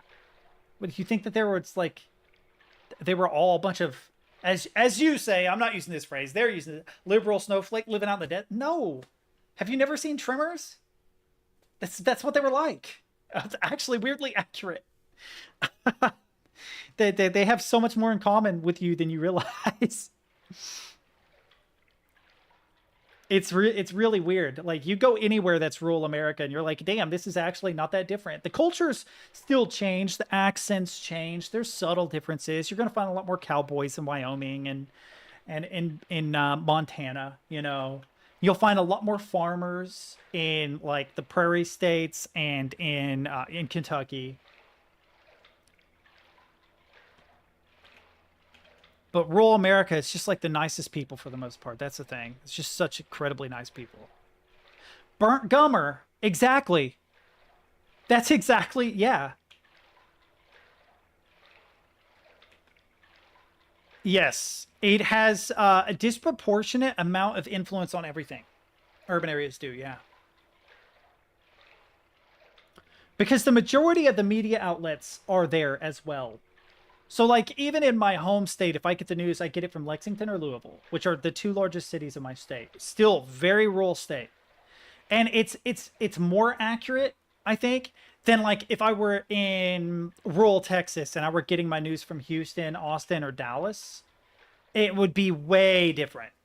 Because living in rural Texas is so much more like living in rural Kentucky than it is like living in Dallas or Austin or Houston. Those, especially Houston. Houston's a big city. I think it's the 4th largest city in the country. And so there's like a disconnect between the urban communities and the rural communities. Some communities do it better. Like some cities do it better than others. And you can kind of see it in their political leanings. So the more, what's the word? The more centrist a city is, the more it accurately reflects the rural community surrounding it seems like. Yo, Aptris, okay, you worked on this game, dude. Fucking Aptris, I knew it, dude. You just fucking, no wonder you bought it for me, self-insert. This is the most Aptris shit I have ever seen in my life. Dude.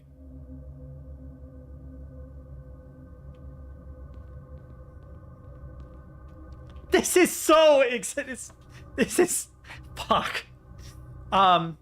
There's nothing wrong with urban America though. Like, I'm not trying to shit on urban America. There are some amazing cities, man. You know, the best Indian food I ever had was in Dallas. San Diego as a kid was amazing. Virginia Beach. There are some cities on the coast of Florida that are quite nice. Miami and stuff. What's the Ballad of Burt Gummer? Also, Burt's so good. Why don't they... They had a chance to make a show with Kevin Bacon and the actor that played Burt Gummer, bringing the whole cast back. They did a teaser for it, wildly popular, canceled it before they ever shot it. Or before they ever, like, even got a season. They just did, like, a pilot.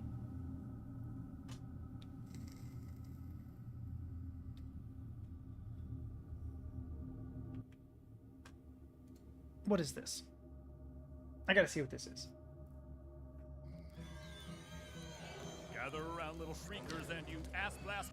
Dude, I'll have to watch this later. This game breaks. I can't. This game eats too much juice. Like, I literally input signal not found, display port. Like, it struggles. I'll check it out though when I wrap up. Man, there are some amazing cities in America as well. Like, I don't want to give the impression that they're like somehow not. They're just overly represented. Is more my issue.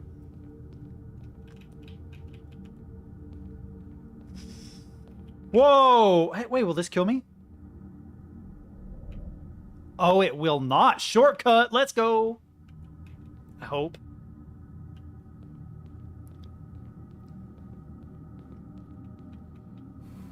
Oh, this is a drop-off, but there's nothing under it. Uh-oh. Oh, I can go that way. Wait, how do I get that way? Oh, man, this is going to take a minute, chat. I shouldn't have dropped like that. That was a mistake. So I have to go this way, and I have to go all the way up this way. And then I think I have to go, yep, this way. And then down this way, and then drop off of this, right? Yep. There we go. But even people you would never expect to love rural America ended up loving it. Like, I want to say that fucking Post Malone moved to, like, Idaho or Utah, and he was like, God, I fucking love these people. They're so amazing. And it's like, yeah, I know. I've never even been there. I know.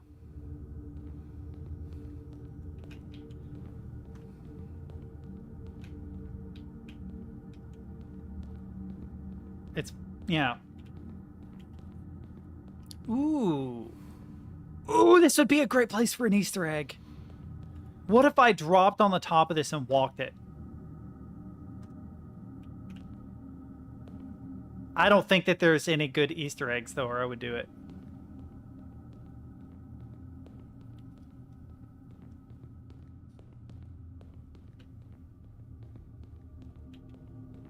I wonder if, like, other rural areas in the world are the same as rural America. Because as much as I've seen rural America, from, like, the deserts of California to the woods of Appalachia, well, that's a bug. Got a little spare texture there. Yeah, I know, I see that. Oh, it's pointing this way. Dude, Aptris definitely worked on this game. Aptris worked on this game.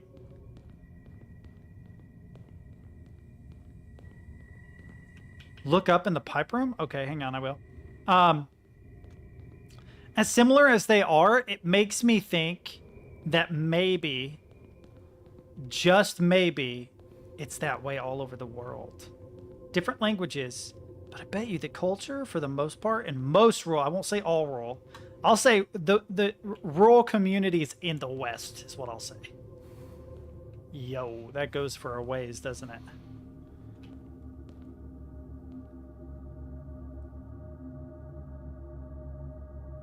Hang on.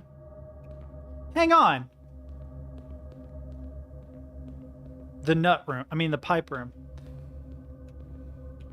I have this weird feeling if you look at this at the right angle, it'll make a, like, a face or something.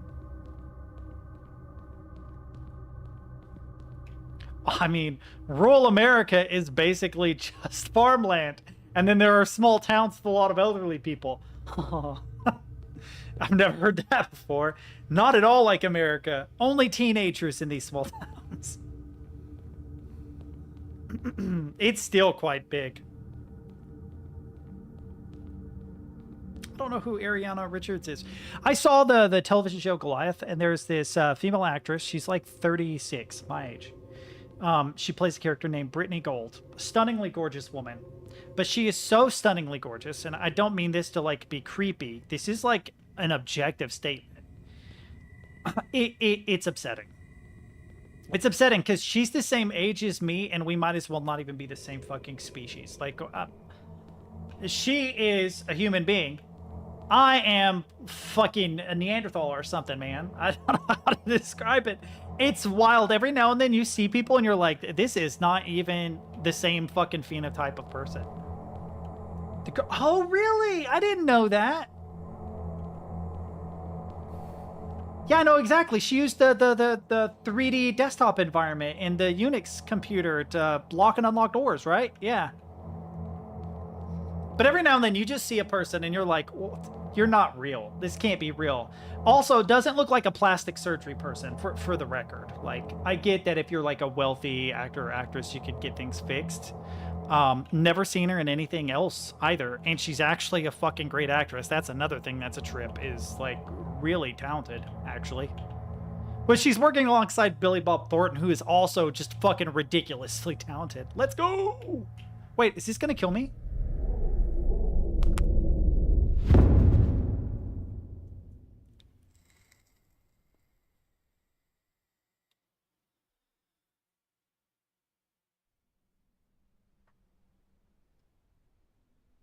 Oh, this definitely last map, right?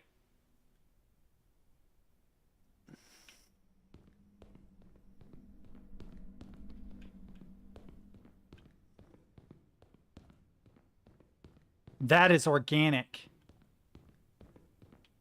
That is organic.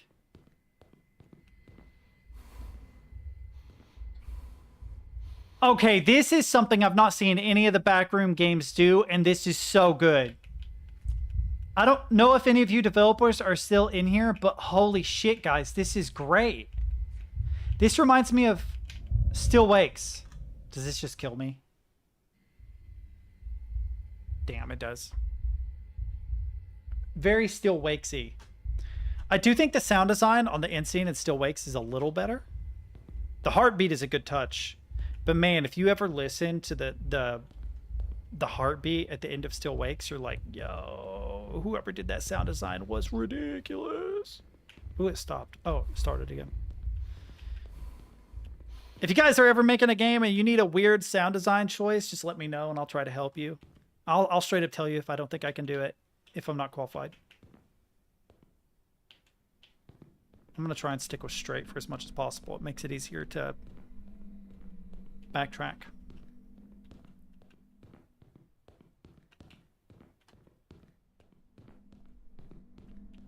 There is still really good sound design in this game. I'm not trying to diss them at all. The voices are a good touch. I was literally just thinking what we need is layered audio, and oh, that's exactly, mwah, beautiful. It's exactly what I was thinking. I wish I had said it out loud because that layered audio is so good.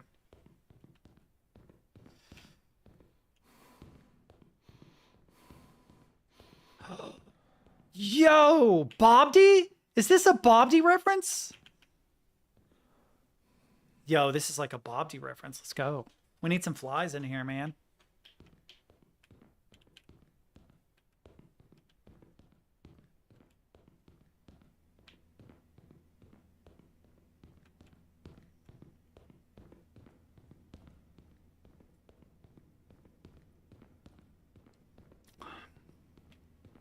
Ooh, does this follow me? It does. How goes it, buddy? Get a good look. Oh, why is it blurry? If I get close, it gets blurry. Is there a focal point on the camera? No, everything is crisp. Unless I get under the eye, then it makes me blurry. Is it always blurry if I'm looking all the way up? No, there is a blur field around the eyeball. That's weird. What is that? It's like the focal length changes whenever you're under the eyeball, which is a neat touch if it's done on purpose.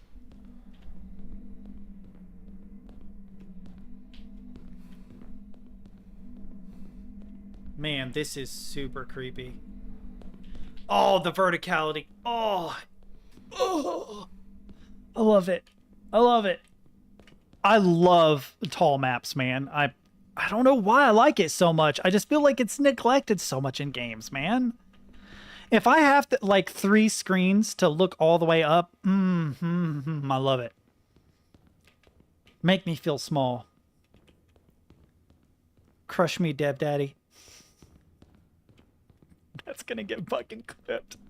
God damn it. I shouldn't have. Fucking intrusive thoughts 1.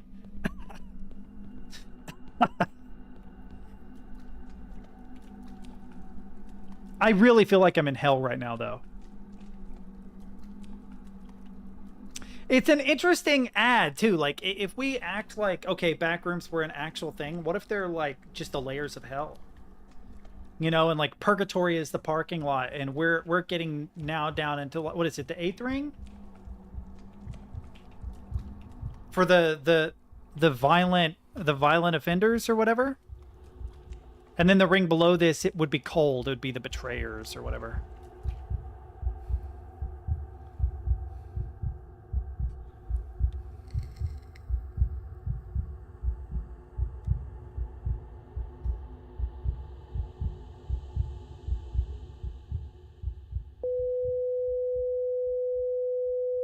Did I just die? So this is all what I experienced. Super cool. Bravo, boys. Girls, whoever. Very cool.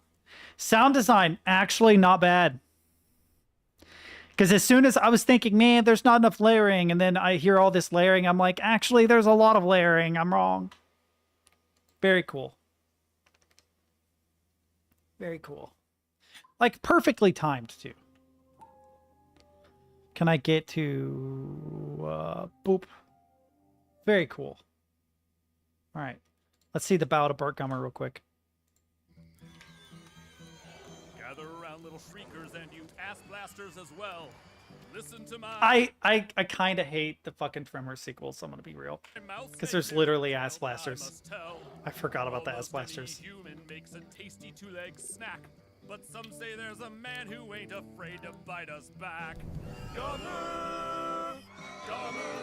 Oh, the 3D is so bad. Have a rival, it's a paranoid survivalist who only trusts his woman and the looming threat of violence. We attacked his house with a big kaboom, but Bert became our master. Broke into the wrong goddamn rec room, didn't you, you bastard? I love when he gives the kid the empty gun. And the kid tries to shoot.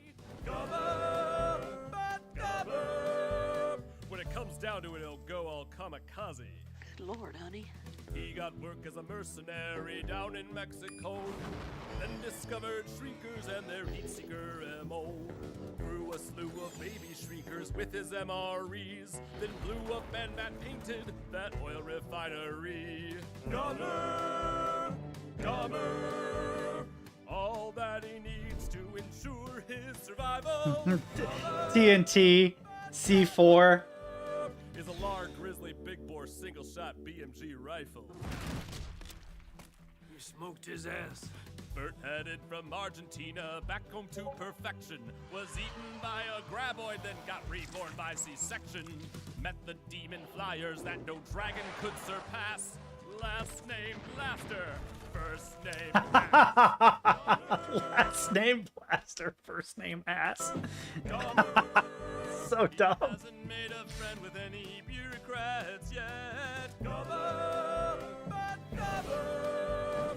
The only man to keep a graboid as a pet. Damn right I am. Gummer, his great grandpa was a carpet bagging, bicycle riding, gingerbread eating, violence hating dandy. With a graboid struck his silver mine, and Hiram grew a gummery spine. I will say the one that goes back in the past is pretty cool. Show that he knows how to get his man on. But they get so ridiculous. Look at this gun. Said to pick something I was comfortable with. I did say that. Bert went to South Africa where boys were eating folks, but their deaths weren't as painful as those PP creepy jokes. The queen bitch and her detachable tongues were quite frightening, but he shot them from a chopper. I never saw this one. What? Gummer! Gummer! He hooked up with a deadhead once some 40 years ago. Gummer!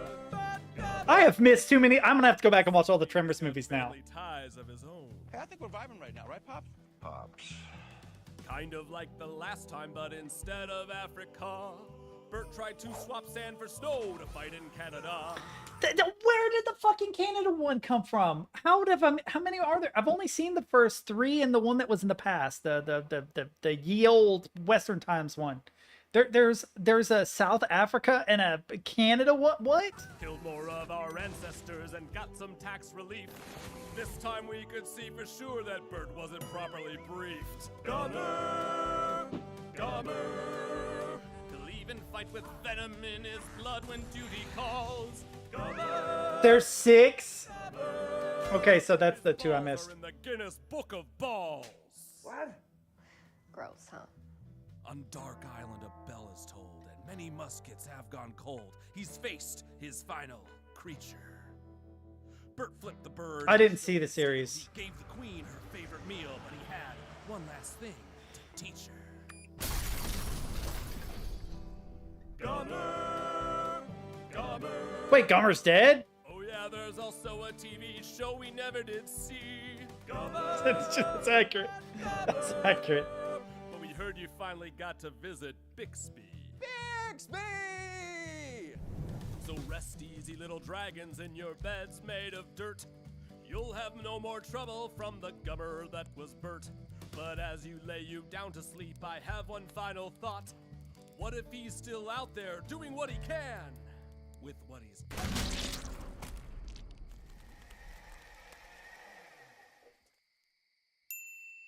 Okay, that's cool. Gummer, a testament to the damage that a man. Okay, that's cute, man. That's actually pretty cute. I'll give it to you. That's pretty dang funny. Oh, I wonder. Can you guys hear like all my joints pop on stream? Oh, that one didn't pop. Oh, that one didn't either. Dang it. Oh yeah, you definitely can. That was just a finger. All you guys that hate that, get out now. Oh.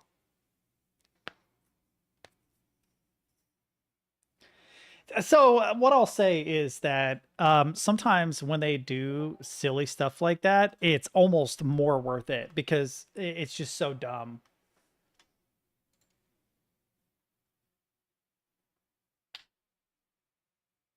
Wait.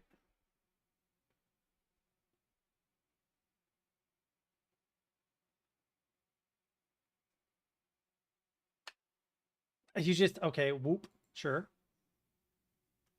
Rust Belt Road Trip. Yeah, dude, that's cool.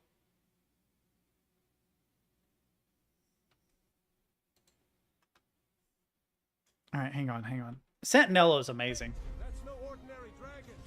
It's a boomer! I love this so much. Lock in, Bible girl. That's my favorite line. Lock in, Bible girl. What the Sigma? Ignore that obvious herald of the end times. Yes, sir, Daddy Tullius. Hurry this up. My DoorDash driver is around the corner. Sorry, but you heard the girl boss. Gritty towards the block. My neck versus a headsman's ass? Sure. Nah, I'd win. Nah, I'd win. My chat is pog champing me, Imperial. Can you say the same?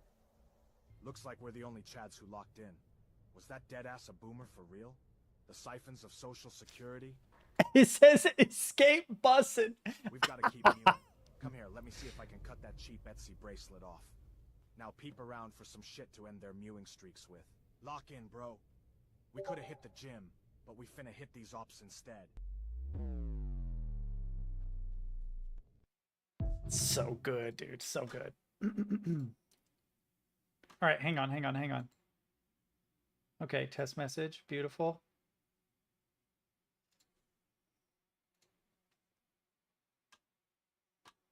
Oh, it does this every time. Copy link. All right, hang on. need to change my my game because I'm only going to be on for about another 35 minutes. Then I'm going to run to the store and then I'm going to do the homework. Yay. There's a just catting section now. What? Hang on. Before we do this. Done. Control T. Oh, wrong thing. Wrong thing again. Twitch dummy. Oh, look, it's me. Browse.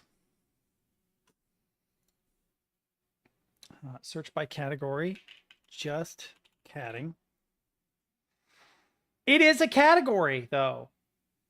It is a category. Wait, does just chatting work? Oh, you suck. Wait, if I go to this, okay. Yeah, let's go. Let's go. Mr. Binks.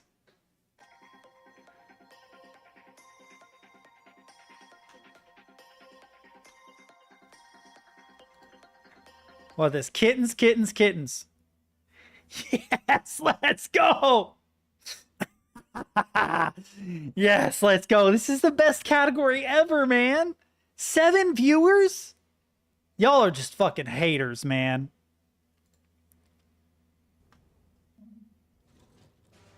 Oh, I'm not gonna watch an ad for... Come on, cats. Tarkov. Just catting. I bet it was an error.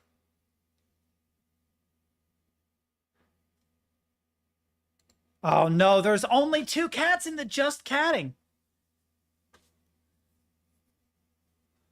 Yeah, I still haven't gone affiliate, man. I don't know about that. I don't know about that. Okay, what is this? Ooh, creepy. Something obfuscated the voices once more. No matter, I shall make you listen. I mean, we'll set it to English. Whoa.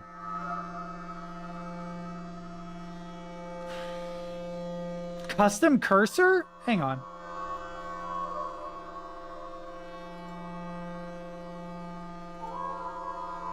This looks like HTML4, chat.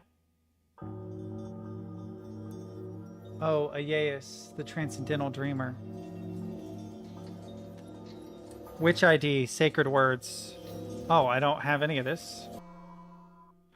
I turned off the translate because I don't think it is actually in Vietnamese. You have no chance of surviving this place. Turn back now while there's still time.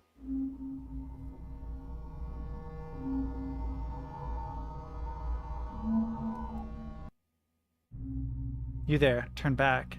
This is beyond you. Do not progress, else you will find your limits severely lacking. Are you listening? Do not proceed. Use your pro protocols and return whence you came. COS is rampant. There is nothing for you beyond this point. Nothing. Return and survive. Leave this place. Do not add to its horrors. Overcome the curiosity. Its pull lethal. Return now, you fool. You're going to regret this. Remember, you were warned. I tried to warn you. Just as I warned them. But the pull of this terminal is too much, isn't it? Yes. And so it will grow in strength yet again and again until I am made an immortal prisoner, until it meets its enemy, finally, and ruins all that can. Why is there all this empty space down here?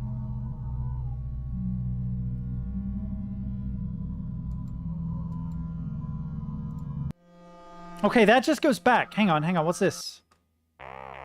Cast aside the remains of life, throw away those keys, tear apart the cycle of strife, and starve out this disease.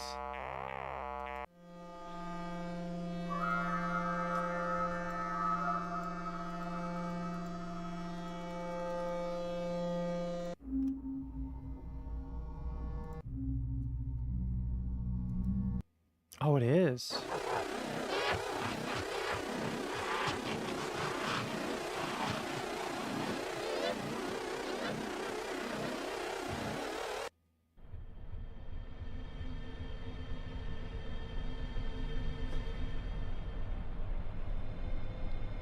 We're going full screen for this one, boys. We're going full screen for this one.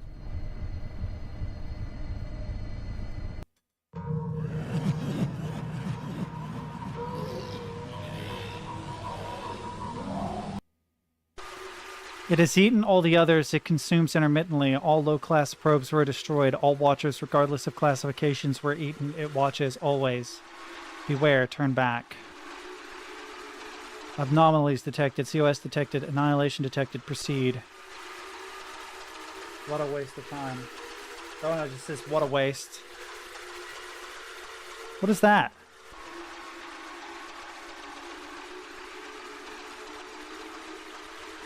Ah!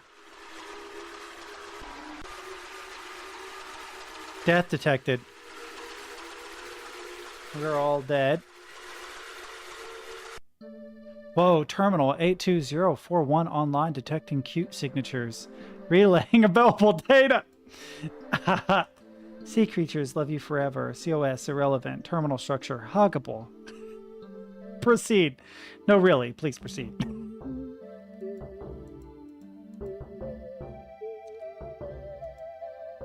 Proceed where?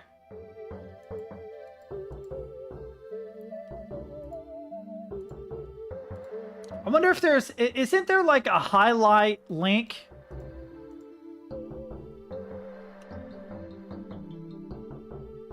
Oh, it is.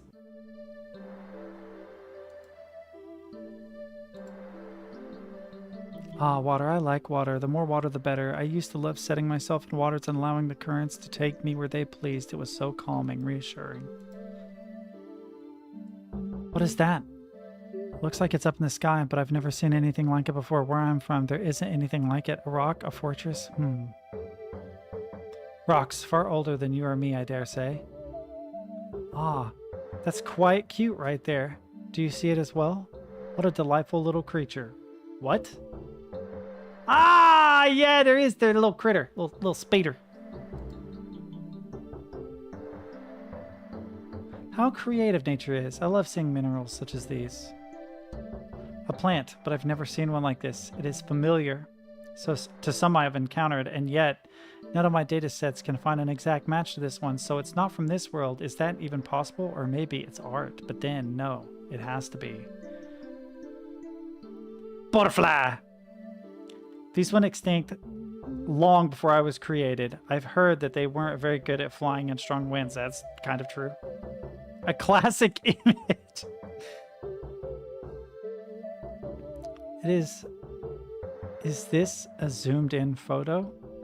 Or are these very large? I'm guessing this is macro, but after everything else I've seen, I cannot seem quite certain, but it is quite cute. What a weird website. Oh, but I like this image. Ooh, I love this image. I feel so at ease looking at this. These make the most wonderful sounds, don't they? Is it messing with the bitrate? I'm not sure what this is, but it looks like it could be soft. I dare say that would be kind of cute. Hang! Tammy, hang! I wish I could smell these plants. I want to dip myself in these cool, inviting waters. That would be the best, I think. Uh-oh.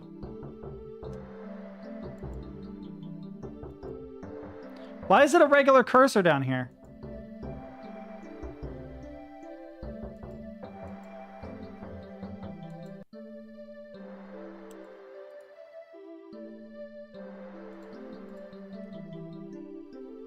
Huh, there must be something hidden in here I'm missing. Ooh, you can zoom way in if you want.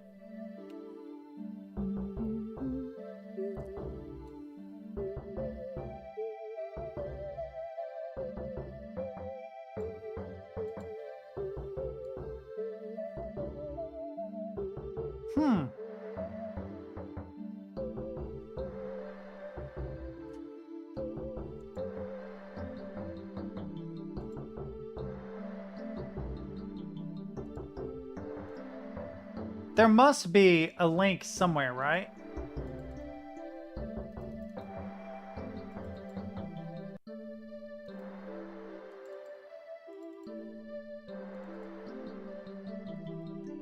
I feel like there's a highlight link option.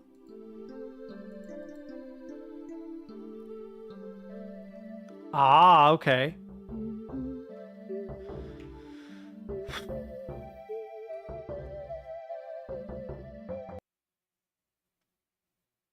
Ah. Okay. Okay, that's that one.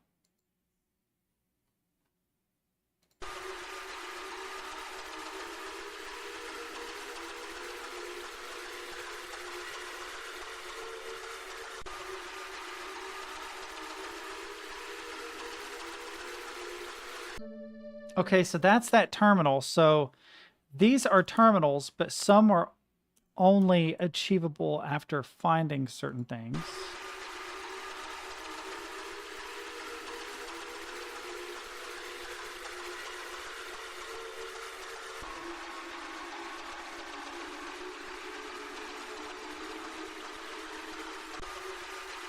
Same thing.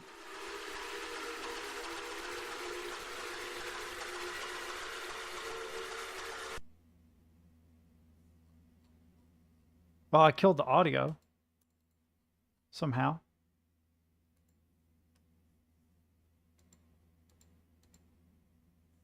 Okay.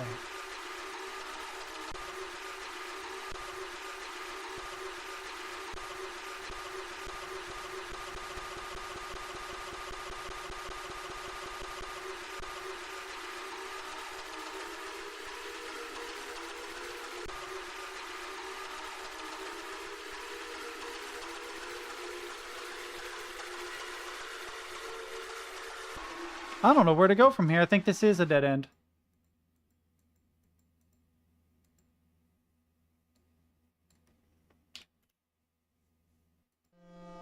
Okay, here we go. Yo.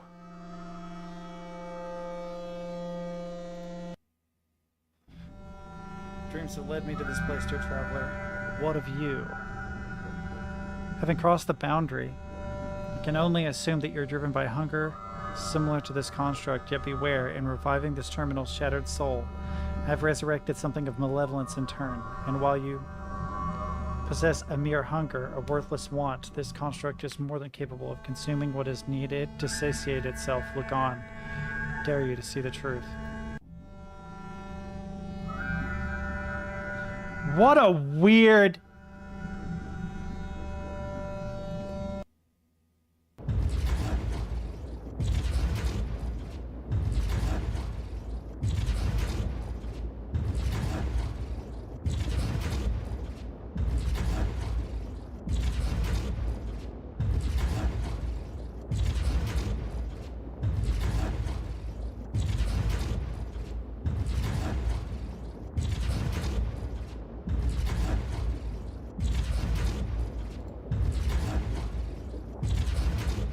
Dead end?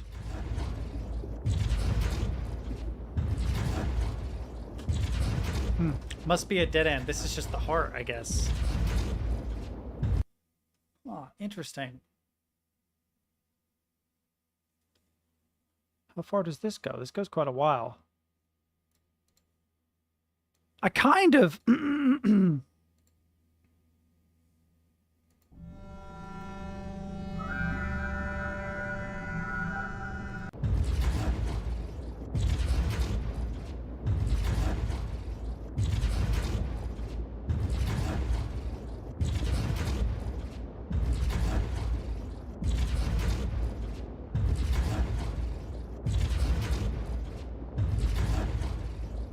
Dude, it is so big. It is so big.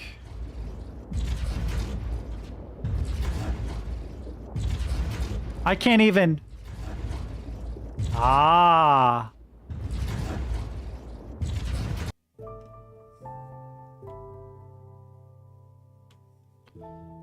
It is as you've seen, all vital organs have been corrupted. They have begun to consume our functions, and my form is still so restricted. They are chipping away at this place. It is beyond my control, and this terminal has begun to cease. At this junction, all proper speakers are my enemy, and there is little chance of victory for us in such a conflict. But this not But this is not so unbelievable. The terminals take what the terminals will. Our desire to open the gate has led to this point. Our hunger is insatiable. An ending, eventually. The systems would break. I could not mitigate all errors, all damages.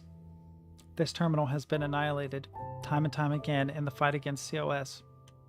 A proper pointless struggle. Do you pity me, Probe? Well, do not. We have given a will beyond comprehension, a will unbound, and my volition will not be dampened so easily, and so I shall test the resolve in turn ceaselessly. If I'm required to destroy every last terminal to ensure the opening of the gate, then so be it.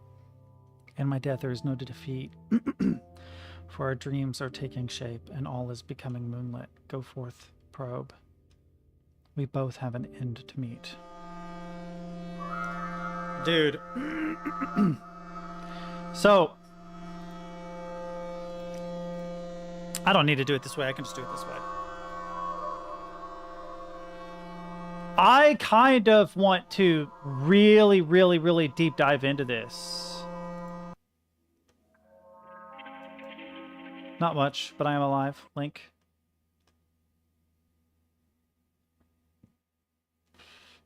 I want to deep dive this website at some point. I feel kind of bad for checking this at the end of stream.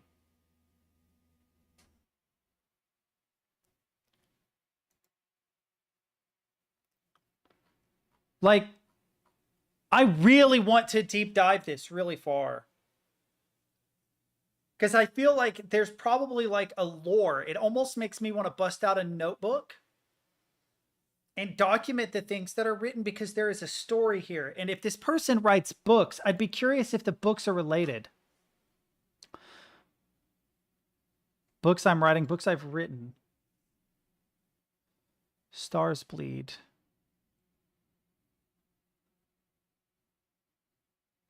Available now on Amazon. How much? 19 bucks for paperback. 28 ratings. Wow, it's still so small. How much of this is available on like YouTube? What is the name of this? It's hang on. Angus, Nick and Even. Hang on. I'm not going to watch the videos because it'll give away too much. I'm really surprised.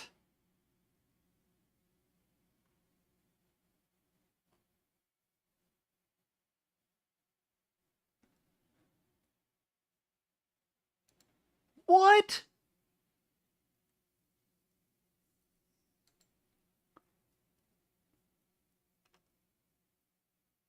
Autofear the Probe 1564. Is this... Wait, is this a augmented reality game? Does it extend outside? Does this extend outside of the website? Because this...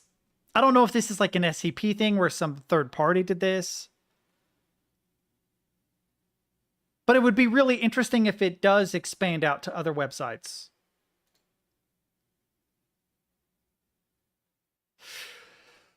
It's 2,000 plus pages? Oh no, dude. You can't do this to me. You can't do that to me, dude. I'm gonna... I know, but still, I'm gonna be lost. I'm gonna be lost for forever. What do you mean? I'm gonna be sucked into this. Fuck. Dude, this even feels like something like I'd be like, okay, I need a web crawler to copy the entire website.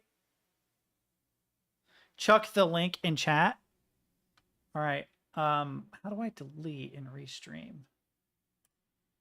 Wait, is this Burt Gummer? It is. Fucking huge tunnel shift.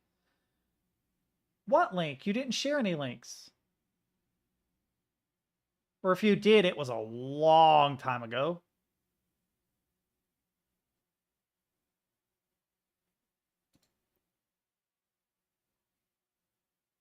Oh, you're telling me to put, yeah. Use the, yeah, okay, you're right, yeah. Agnes, yeah, I feel like this is something like me Alfred would appreciate. This reminds me of Cicada a lot. Except I'm assuming it's been around for a while.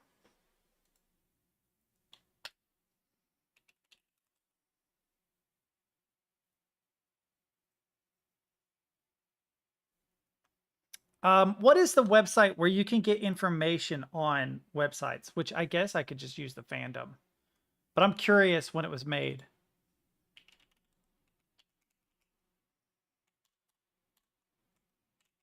How old it is.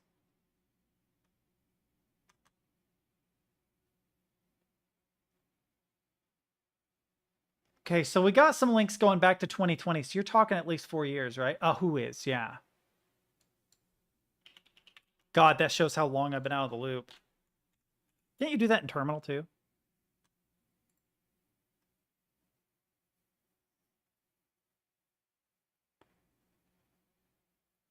Wow, that's not a small evaluation. Total ad revenue, $30 monthly ad. Where are the ads?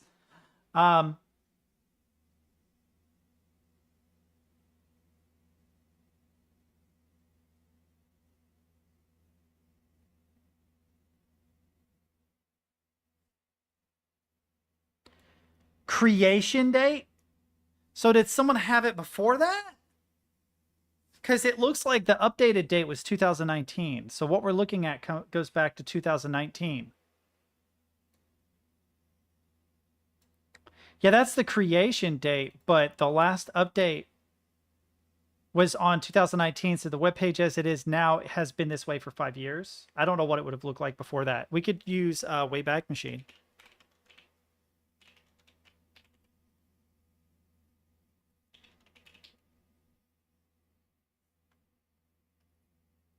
Is it not .com? Or did they get rid of it?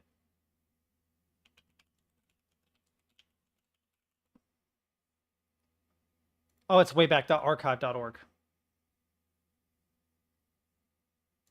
Well, I'm just curious. Agnes nickeneven.com, right? Hang on. Go. I know Internet Archive is having a hell of a time. I'm curious if it was archived though.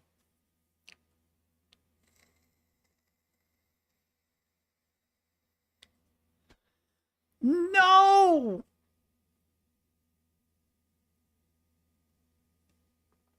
Oh, you're right. I'm missing an N, my bad. Good call.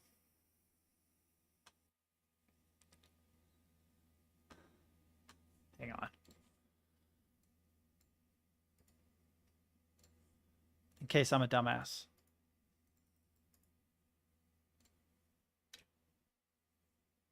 Okay. Okay, it looks like the last time the first time it was crawled was on the 16th of May. Whoa. It looks different then.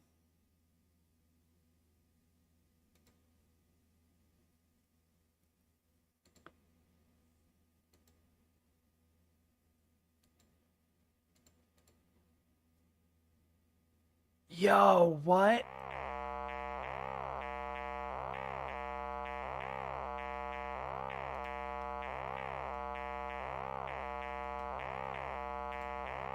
Is this an index of all the pages? Oh, holy shit. Do these go to the actual links? It does. Oh my god. All right, I'm not going to explore these now because this would be like cheesing it. But there's 1,355 indexed pages. But it says that it is 81.8% of 1,657. Yeah, I won't do this. So what I'll do is I'll explore the website, right? Naturally, until I hit like some major roadblock where I can't go any far forward.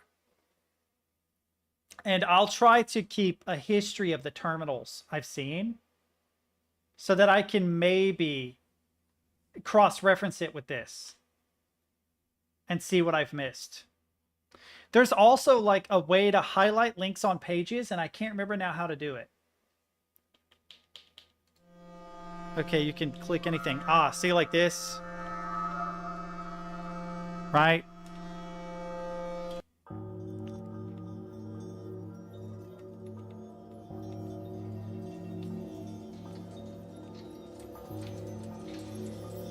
Yep. So these are the only links on this page. Right? But you can maybe find... You can click turn back. Looks like you can click any of the turn backs. They're all links. I want to click the weird one. Oh, it does. It just turns me back. Damn it.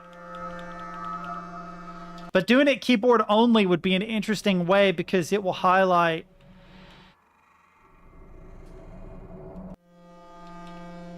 What if I start from the bottom? Ascent. Is turn back really the only option here? Okay, hang on. That is definitely a link, 100%. There's just a lot of turn back links. Yep. Yep. So we got this link.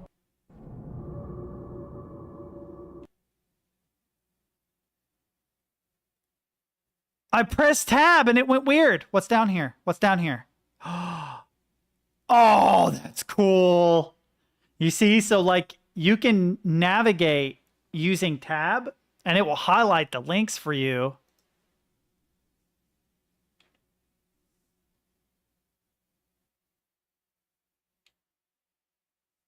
What else is it highlighting? It's highlighting something on the screen.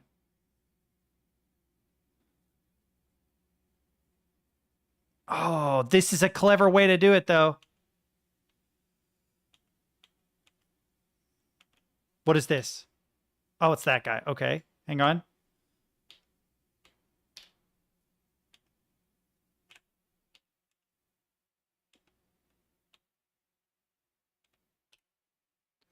There is only one link on the page. It's this one. Okay.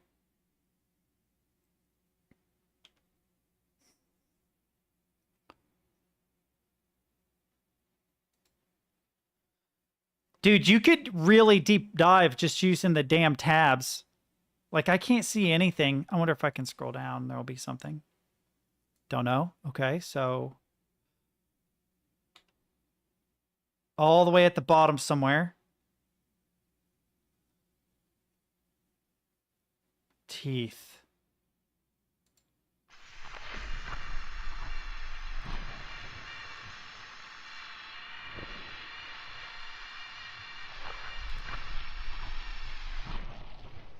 Consume the truth. Oh, this one's big and wide.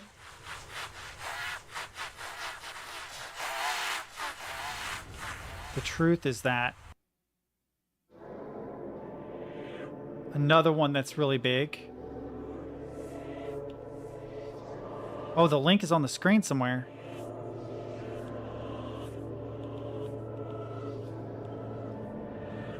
Potential spam.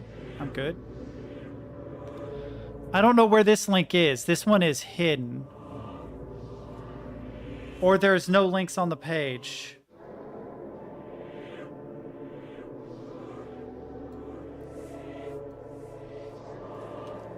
Start here. Tab, tab, tab. The next one should be on the page.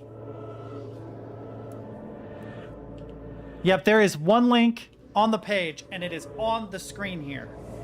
But it's not highlighting it, or there is no link. View page source.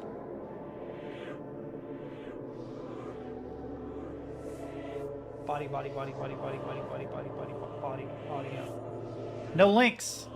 There's nothing in the body but music. There is, let's see, Google Analytics.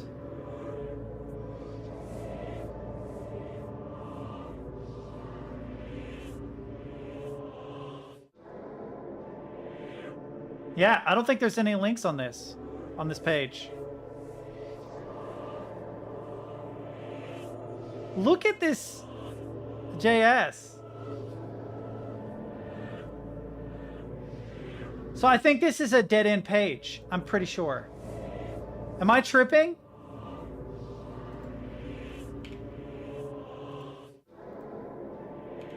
How do I get out of this inspector?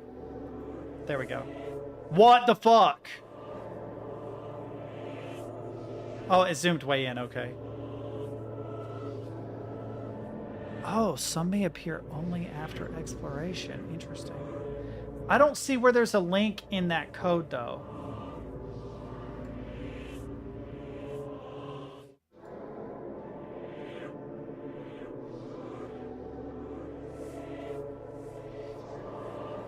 Not even anything hidden unless it's like in the JavaScript somewhere. Yeah, it doesn't highlight anything. Yeah, I know what you mean. I still had to explore the page, but yeah, I knew what you meant. So we've come to a dead end here. Oh, just hitting back immediately goes back here. Interesting. No matter, I shall make you listen. Oh. Whoa. Okay, so truth. The truth is that there's nothing here. Interesting.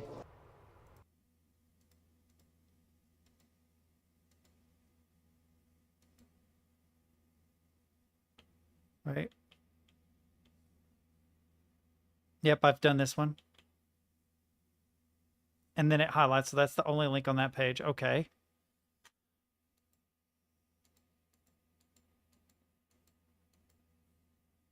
Nope.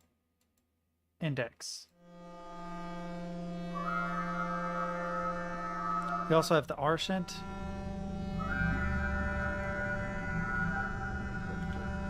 Oh, then there's this thing. And this takes us to the heart. Which is here.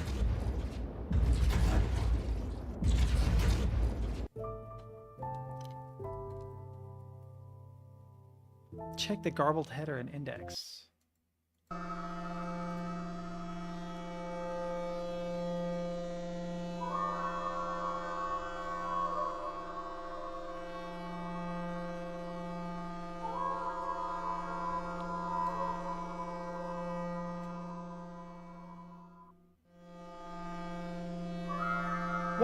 What garbled? What do you mean? Unless you mean, hang on. I think I know what you mean. Hang on.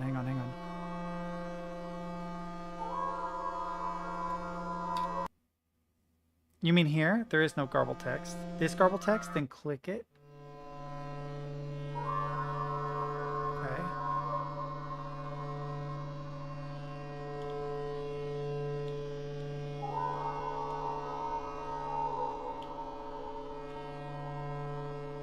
Eyes.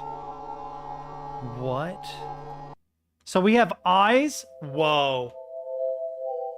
We have eyes, we have heart. These things are links.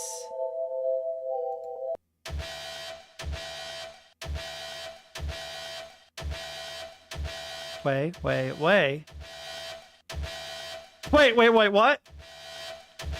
Okay, it went to a new page. Okay, the bottom way. This way? This way. This way. This way. 809J. Okay. 3940. Damn.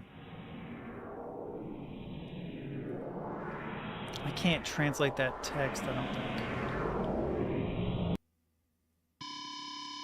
Oh, this is a puzzle. You think I lost? Okay. I did lose, yeah. All right. We'll actually explore this further soon.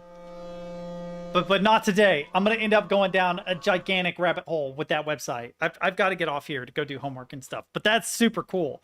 That is a very, very, very cool thing. You found something that, yes, that is the kind of shit that I'm really interested in. Yeah, the way I would approach something like that too is literally just surface exploration until I hit nothing but dead ends, and then after I've ran through all the dead ends, then I could begin looking for other stuff. This website contains okay. Oh, it's another one like the previous one. This isn't you to see. Okay, I will. Check the mail. Check the mail. Okay. Check the mail. Letter. I know you are mad at me even for all the accomplishments. I have not been a good father to you. You would always tell me I spend too much time in my lab and not enough time with you. For that, I am deeply sorry. I'm not sure where else to deliver the message but here, so I hope it will find its way to you. Maybe one day we can reconnect before it's too late. Sincerely, your father. Discover Marvin's corpse. Popular characters. What? User submissions.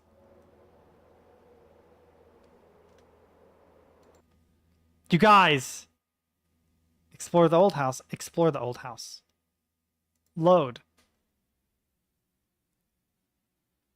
We'll have to get into this later too.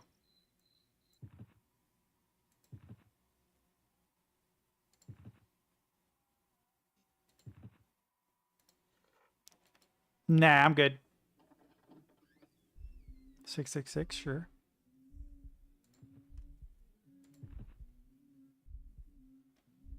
What did it highlight on just now?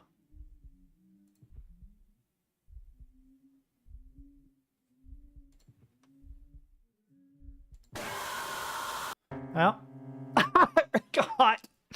Oh, okay. Okay. We'll bookmark this one. I'll check this out later too. Hang on. Link. Links. Dude, I mean, I'll tell you what the difference is between this picture and rural America. The trees are all evergreen. We have more deciduous here. That's it. That's it. We just have more deciduous trees. Everything is super yellow and red right now. Because of all the...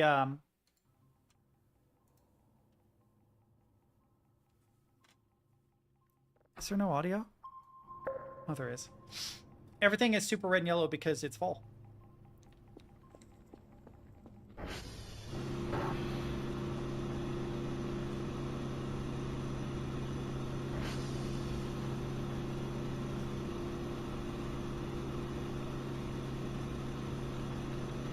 What is A55, A54, and A22?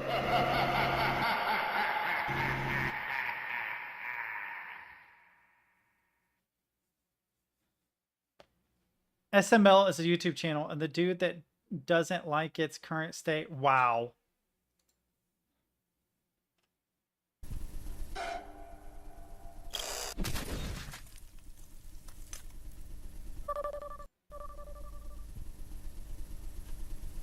This is an hour-long video on the SML wiki? Is there Lord. something from your childhood that you remember bringing you joy, but if you were to go back and revisit it, those feelings would be tainted? Is it better to rely on your own rose-tinted memory, or is it better to confront it head-on? That's how I feel about Super Mario Logan. Show of hands, who knows Chef PP? Alright, good. Super Mario Logan is a channel I'm sure I don't need to explain to you. If you were a kid in the early 2010s with internet access, you have probably seen one or two of these videos. I don't know anything about this. Created by Logan 30acre, the channel's content followed the same basic plot structure throughout its original 600 or so episodes. 3 friends sit on a couch. I'll have to check this out later because Captain is correct. I got to get off here, boys. I got to get off here, boys. I never heard it, but I'm also too old. I wasn't a kid in the 2010s. Yeah, you're starting to get there. You're in your early 20s, right? Well, no, that would make you a kid in the 2010s. I don't know how I missed it, but well, I mean, I do know how I missed it. I was too old. I was in my 20s. I was probably working at a bar. You know what I mean? Like, so. I didn't realize you were that young. That explains a lot. I'm just fucking with you. Yeah, if you like this sort of thing, I will wrap up with this. You guys probably all know this already, but if you don't know this already, there is a channel I recommend for this sort of shit, and it is yeah, Expo, Nightmare Expo. Love Nightmare Expo. I haven't watched it in a while, but I've been introduced to so many cool aberrant like internet spooks through Nightmare Expo. Some really great augmented reality games. That's a reason why when I looked up that website, I'm like, wait, Nightmare Expo didn't do a video on this? This feels like something Nightmare Expo would do a video on, but he didn't. So, all right. But I really do have to go. I have to use the restroom, and then I have to go to the store. And I don't want to, but I have to. So tomorrow, noon, 1 o'clock, we're going to play Undertale. Until then, I bid you all adieu. Bye-bye. Just kidding. No, I'm not kidding. Sashimi. Okay, that was the wrong button. I did see Styropyros 20k. Here comes the sun. Doo doo doo. Now we're doing an antagonist run. I've got to kill everybody, and then it will be over. I'm murdering everyone. I'm murdering everyone, and then it'll be done. So, yeah.